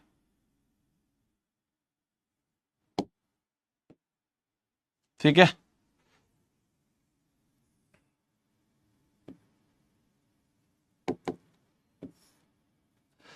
ठीक है, मजा आया? कोई दिक्कत है यहां तक तो बता दो। नहीं, ठीक। एनसीईआरटी ने इस डॉट का नाम नहीं लिखा, मगर तुम याद रखना इसे एक्स बॉडी कहते हैं। कुछ इसका काम वाम छोड़ो, इसे बोलते हैं एक्स का या एक्स बॉडी, ठीक है। और जो नीली वाली है ना, इसे वाई का या वाई बॉडी बोलते हैं, वाई का या वाई बॉडी बोलते हैं। तो बस इतना ही याद रखो, एनसीईआरटी ने तो नाम भी नहीं लिखा, ठीक है। अब करना क्या, जो एक्स बॉडी है ना उससे एक फिर डंडा खींच दो। सर कितने डंडे? बेटा मैं क्या करूं, डंडे पे डंडे आ रहे हैं यहाँ तो, ये डंडे खींचू, कौन सा कलर से खींचू? सारे इससे खींच दूं, किससे खींचू? हरे से खींच दूं, हरे से तो यूज कर लिया, पिंक से खींच दूं, एक और ले लूं, ये ले दो, ठीक है। ये लो बेटा, अरे कहाँ गया, ये लो बेटा। वाओ सर, बन गया सर डायग्राम। मैं कहूंगा बेटा मजा ही आ गया क्या, ये बता दो बड़ा, डायग्राम ही कह दे।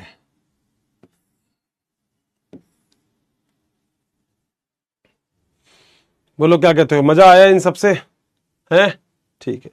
इसे हम बोलते हैं आर्य डंडा, रेडियल स्पोक, आर्य डंडा बोलते हैं, रेडियल स्पोक।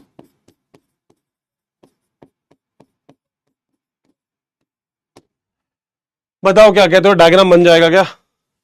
ये डायग्राम आपका है सेंट्रियोल का। किसका डायग्राम है? सेंट्रियोल का। बोलो बात सही है। अब अगर कभी भी कोई भी आपसे पूछे इसकी संरचना के बारे में, तो सबसे पहले 9+0, 9+0 का मतलब 9 माइक्रोट्यूब्यूल ऐसे हैं जो कि किनारे पर, 9 माइक्रोट्यूब्यूल का मतलब 3 डंडे, देखो ऐसे ये डंडे हैं, ये डंडे ऐसे किनारे पर लगे हुए हैं, 1 2 और 3, तो ये 3 डंडे ऐसे सब जगह किनारे पर लगे हुए हैं, सही है। तो यहां पे ओवरऑल हम ये कह सकते हैं 9 माइक्रोट्यूब्यूल होंगे जो कि किनारे पर लगे होंगे, ठीक है। तो अगर मैं इसकी आपको संरचना की बात करता हूं, अल्ट्रा स्ट्रक्चर की बात करता हूं, तो संरचना में पहला पॉइंट क्या लिख सकता हूं, 9 माइक्रोट्यूब्यूल होंगे जो किनारे पर होंगे, तो संरचना होगी 9+0 की संरचना। आप कहोगे हर्षित सर 9+0 क्या होती है? 9 माइक्रोट्यूब्यूल किनारे पर होंगे जो कि त्रिक होंगे, देखो 3 है सर, सही बात है। तो देख लो यहां पे, देखना जो 9 माइक्रोट्यूब्यूल किनारे पर हैं, ये सारे क्या है, किनारे पर, यानी कि परिधीय किनारे पर। किनारे पर को क्या बोलते हैं? परिधीय होते हैं। सर भाई सही बात है, पहला पॉइंट। ये 9 माइक्रोट्यूब्यूल जो होंगे वो त्रिक होंगे, त्रिक का मतलब होता है ट्रिपलेट होंगे। बोलो बात सही। बीच में कोई माइक्रोट्यूब्यूल नहीं है, ये तो अक्ष है। आप ऐसा मान सकते हो जैसे आपने अपनी साइकिल का पहिया देखा है, कुछ ऐसा ही है। तो बीच में कोई भी माइक्रोट्यूब्यूल नहीं है, तो बीच में कुछ भी नहीं है, तो जो त्रिक है, इसके बाद ये जो बीच में जो है वो कोई भी माइक्रोट्यूब्यूल नहीं है, तो 0 है। ये है मध्य में माइक्रोट्यूब्यूल अनुपस्थित, मध्य में माइक्रोट्यूब्यूल क्या होता है? एब्सेंट होता है। बताओ क्या पहला पॉइंट क्लियर है? तो आप ये कहोगे हर्षित सर तो ये बीच में क्या है? ये जो केंद्रीय अक्ष होता है ना दोस्तों, ये केवल और केवल सामान्य प्रोटीन से बना होता है, ठीक है। तो एक पॉइंट लिख देता हूं, केंद्रीय अक्ष सामान्य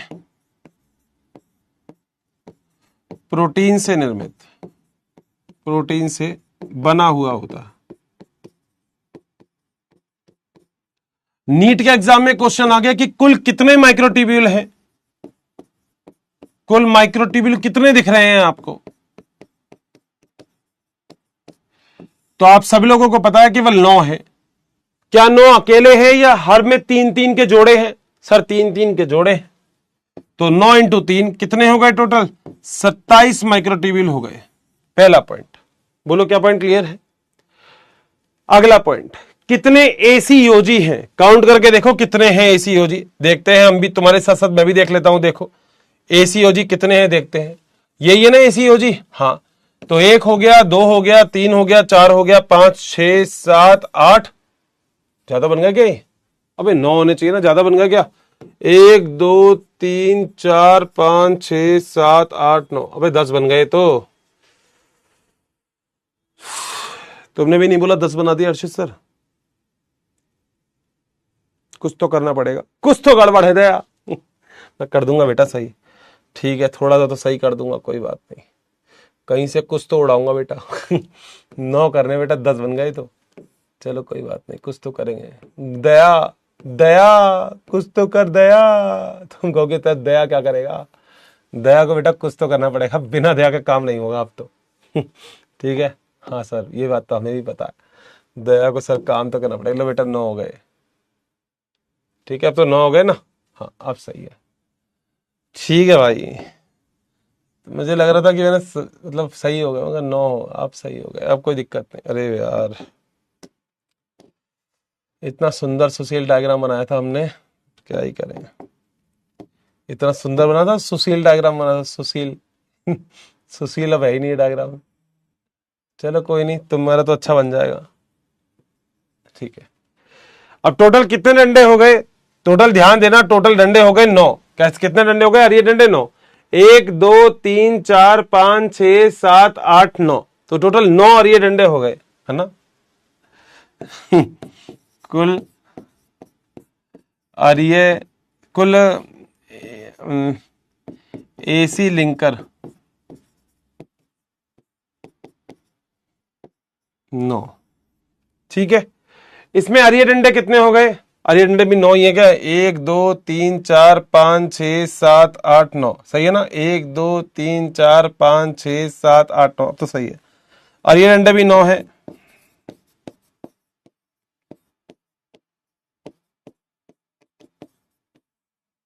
ठीक है, पक्का क्लियर हो गई बात? तो मैंने अभी तक आपसे क्या क्या बात बोली, वो जरा बात एक बार आप थोड़ी सी जरा मेरी ध्यान से सुन लेना।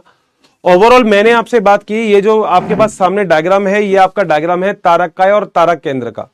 जो भी तारककाय और तारक केंद्र होगा, जब आप उसे ऐसे काटोगे ना, तो ऐसे काटने के बाद जो संरचना आपको दिखेगी, ये वही संरचना है। इस संरचना के अंदर अगर देखा जाए तो किनारे के ऊपर 9 माइक्रोट्यूब्यूल लगे होते हैं, जो कि त्रिक होते हैं। त्रिक का मतलब ट्रिपलेट होते हैं, 9 के 9 माइक्रोट्यूब्यूल। ये जो त्रिक माइक्रोट्यूब्यूल जो मैंने 9 बनाए हैं, तो टोटल मिलाकर कितने हो गए? 9 इंटू 3 27 माइक्रोट्यूब्यूल आपको यहां पे देखने को मिलते हैं। बीच के अंदर कोई भी माइक्रोट्यूब्यूल नहीं मिलता, इसलिए हम इसे 9 प्लस 0 की व्यवस्था बोलते हैं। यहां पे जो एसी लिंकर है वो यहां पे कितने पाए जाएंगे? 9 पाए जाएंगे। यहां पे अरिय डंडे जो बीच बीच में दिख रहे हैं, ये भी कितने पाए जाएंगे? 9 पाए जाएंगे। कुल माइक्रोट्यूब्यूल कितने होंगे? 27 होंगे। मध्य में कोई माइक्रोट्यूब्यूल है? नहीं, मध्य में तो केवल और केवल कोर पाई जाती है, यानी कि धुरी पाई जाती है। तो मध्य माइक्रोट्यूब्यूल कितने होंगे? 0। तो यहां पे अगर मैं मध्य माइक्रोट्यूब्यूल की बात करूं, मध्य माइक्रोट्यूब्यूल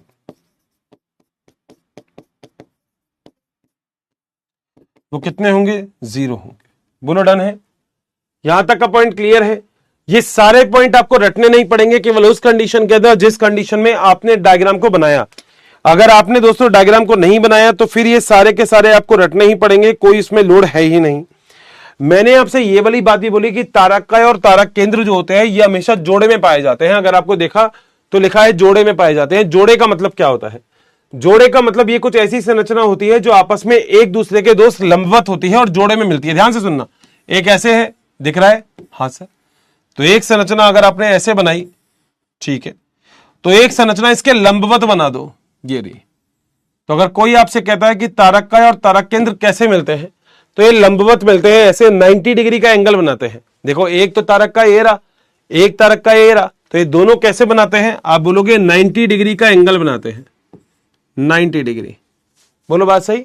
दूसरा पॉइंट, ये मान लो ए हो गया और ये हो गया मान लो बी। डन है? ये दोनों के दोनों क्या है? ये दोनों के दोनों है तारक केंद्र। क्या है? तारक केंद्र है। ये इसको हम बोलते हैं तारक केंद्र, इंग्लिश में बोलते हैं सेंट्रियोल। बोलो बात सही? ये भी क्या है? ये भी है तारक केंद्र,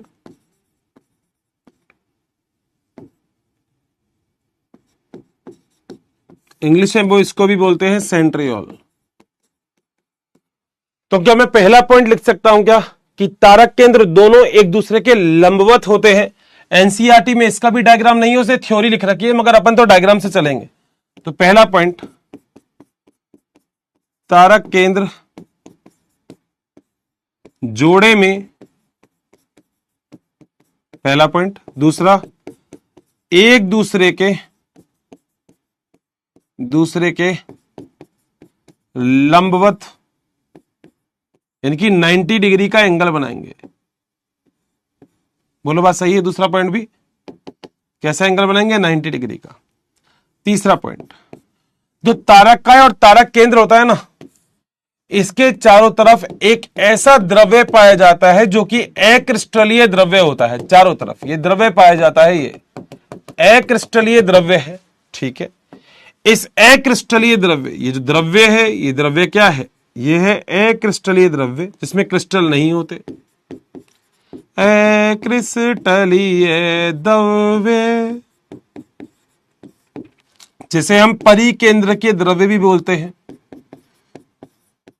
क्योंकि केंद्र के पास होता है।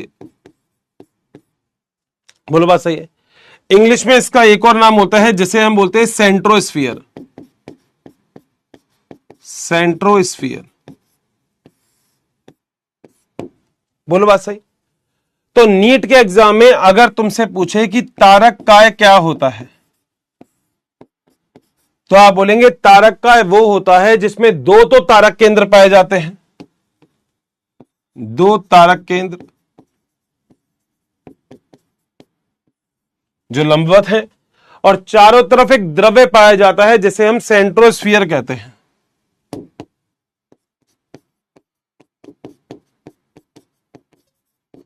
बस इतनी सी बात है, और कोई भी नहीं, लोड ही नहीं है, रटना ही नहीं है। अगर सब कुछ सामने है तो मैं एक बार और भी अभी आपको रिवाइज करवा दूंगा कि आपको दिक्कत नहीं होने चाहिए। मैं अभी आपसे बोल रहा हूं कि आज जो हमने मेन टॉपिक पढ़ा, उस मेन टॉपिक का नाम था तारककाय और तारक केंद्र। ये एक ऐसी संरचना होती है जो हम तारककाय नाम से पता लग रही है कि तारे के समान संरचना या बैलगाड़ी के पहिए के समान संरचना है, ठीक बात है। इस संरचना में माइक्रोट्यूब्यूल से ये बनी होती है। इसमें 9 माइक्रोट्यूब्यूल होते हैं जो किनारे पर मिलते हैं, जो आपस में त्रिक होते हैं, यानी कि 3 से बने होते हैं। तो टोटल माइक्रोट्यूब्यूल हो गए 27। बीच में कोई माइक्रोट्यूब्यूल होता ही नहीं है, क्योंकि किनारे पर 9 है, बीच में कोई नहीं है, तो यह है 9+0। यहां पे दूसरी चीज एक और खास आती है, वो क्या कि यहां पे अरिये डंडे कितने हैं बीच में, ये भी 9 होते हैं। यहां पे एसीओजी कितने हैं, वो भी 9 होते हैं। तो ये तो हमको डायग्राम से ही पता लग गया। ट्यूबुलिन प्रोटीन से बने होते हैं, क्योंकि ये माइक्रोट्यूब्यूल है तो नाम से ही पता लग रहा है ट्यूबुलिन प्रोटीन से बने हैं। मैंने इससे पहले साइटोपंजर में इसके बारे में बताया था। अगला पॉइंट यह है कि जो तारककाय और तारक केंद्र होते हैं, ये एक दूसरे के लंबवत होते हैं, क्योंकि मैंने बोला हमेशा जोड़े में होगा। जोड़े का मतलब 2 होंगे, 2 का मतलब एक दूसरे के लंबवत ऐसे है, 90 डिग्री का एंगल यहां पे बना के रखते हैं, ठीक है। ये पूरी संरचना जो होती है इसे हम तारक केंद्र बोलते हैं। इस तारक केंद्र के चारों तरफ एक द्रव्य पाया जाता है जो कि बिल्कुल ऐसा ट्रांसपेरेंट टाइप का द्रव्य होता है, मतलब आप पारदर्शिता दिखा सकते हो, साफ द्रव्य होता है, जिसे हम अक्रिस्टलीय द्रव्य कहते हैं, यानी कि परिकेंद्र के द्रव्य कहते हैं। इसको इंग्लिश में सेंट्रोस्फीयर बोला जाता है। तो मेरा टॉपिक क्या था आज का टॉपिक? अगर आप ध्यान देखेंगे तो मेरा टॉपिक यह था तारककाय और तारक केंद्र। तो आप कैसे समझोगे तारककाय क्या होता है? तारककाय वो संरचना होती है जिसमें 2 तारक केंद्र होते हैं और चारों तरफ पाया जाने वाला एक द्रव्य होता है जिसे सेंट्रोस्फीयर कहते हैं। तो तारककाय की डेफिनेशन क्या हो गई? तारककाय क्या होता है? जिसमें 2 तारक केंद्र होते हैं और एक सेंट्रो, मतलब चारों तरफ सेंट्रोस्फीयर पाया जाता है। बोलो क्या पॉइंट क्लियर? अगला पॉइंट सुनो। एक अगला चैप्टर है दोस्तों अपना, जिस चैप्टर का नाम है कोशिका विभाजन। उस कोशिका विभाजन चैप्टर में हम पढ़ेंगे कि आखिर ये डबल जो होता है, मैंने बोला ना हमेशा जोड़े में मिलता है, तो जोड़े में होगा वो कब होगा? जब चीजें अपने आप को डबल करेगी। तो कौन सी प्रावस्था में डबल होगा? तो याद रखना ये एस प्रावस्था में डबल होता है। हम पढ़ेंगे आगे कौन सी प्रावस्था में? एस प्रावस्था। बस अभी याद रखना कोशिका विभाजन की एक प्रावस्था होती है जिसे हम बोलते हैं एस प्रावस्था, उसमें ये जोड़े में होते हैं, डबल करते हैं हम इसको। बताओ क्या यहां तक पॉइंट क्लियर है? कोई डाउट तो नहीं है? मैंने बोला था मैं डायग्राम से दोस्त थ्योरी कंप्लीट कर दूंगा। डन। अब तुमने वो देखा था क्या बोलते हैं पक्षमाप कशाबी का, जो मैंने डायग्राम बनाया था। हाँ, तो अब याद रखना एक जो अगला पॉइंट लिख रहा हूं कि तारककाय और तारक केंद्र, आगे पॉइंट लिख देता हूं, यहां पे लिख देता हूं कि तारक काय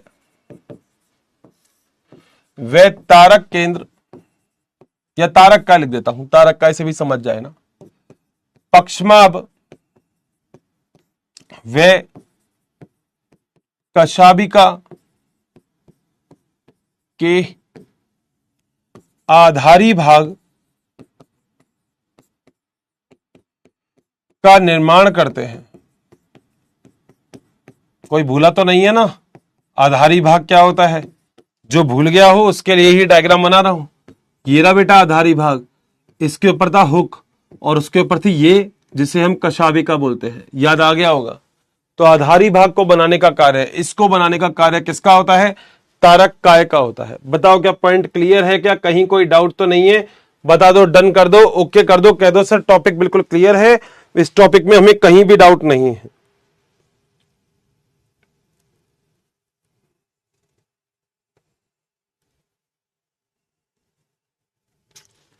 डन। अब मैंने आपसे बोला था कि मैं एनसीईआरटी को क्लियर कर देता हूं अपने डायग्राम के थ्रू, और देखते हैं आज अपन ने डायग्राम के थ्रू उसको क्लियर किया नहीं किया।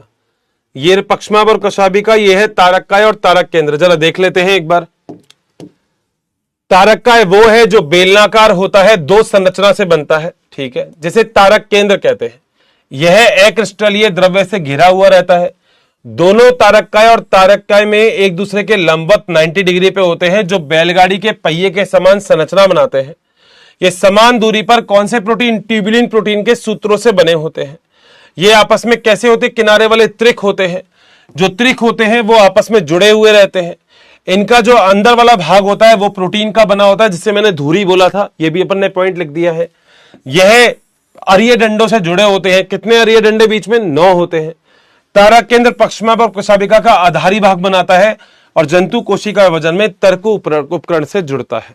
बताओ क्या ये सारा पॉइंट क्या अपने यहां पे डायग्राम में बना रखा है क्या, ये सब, ये रहा, ये अपने डायग्राम में क्या सब कुछ है क्या, ये और ये, और मैं लिख दे भी देता हूं कि ये जो होती है ये बेलनाकार संरचना है, बेलन के आकार की। बताओ बेटा पॉइंट क्लियर, केवल और केवल लाइन बताइए मैंने और कुछ भी नहीं, लाइन बताओ, पॉइंट अपने आप क्लियर हो जाएगा, बस इतनी सी बात है। डन कर दो, ओके कर दो। आज तक का पॉइंट आप लोगों को समझ में आ गया है क्या? आज पढ़ाने का तो नहीं था कुछ, आज तो बस आप लोगों से बस थोड़ी सी बातचीत करने का था और थोड़ा सा बस कि टॉपिक क्लियर हो जाए। आज बेसिक काम था मेरा कि जिस बच्चे का बैकलॉग है उसका बैकलॉग अब नहीं रहे, एक बार रिवाइज हो जाए, बस। ये तो टॉपिक इसलिए पढ़ा दिया कि ठीक है एनसीईआरटी में इसका डायग्राम नहीं है, ढूंढना भी मत, और नहीं ढूंढोगे तो यूं कह दोगे अर्षित सर मजा आ गया, आप डायग्राम कहां से लेके आते हो? बेटा मैं थ्योरी को क्लियर करने के लिए डायग्राम लेके आता हूं कि आपको कभी थ्योरी नहीं पढ़नी पड़े अब इसके बाद कभी, ठीक है? क्या कहते हो, सही बात है? मजा आ गया यहां तक? किसी को कोई दिक्कत तो नहीं है? डन, एक नंबर बॉटनी, ताबड़तोड़, ठीक है। तो बस आज इतना ही, आज ज्यादा टाइम नहीं लूंगा, वैसे भी संडे है तुम्हारा, ठीक है? 1.5 घंटे की क्लास बहुत रहती है, ठीक है? So bye bye, take care, thank you so much भाई, बाय बाय। जाओ बेटा जाओ, ऐस करो अब, हाँ ठीक है, बाय।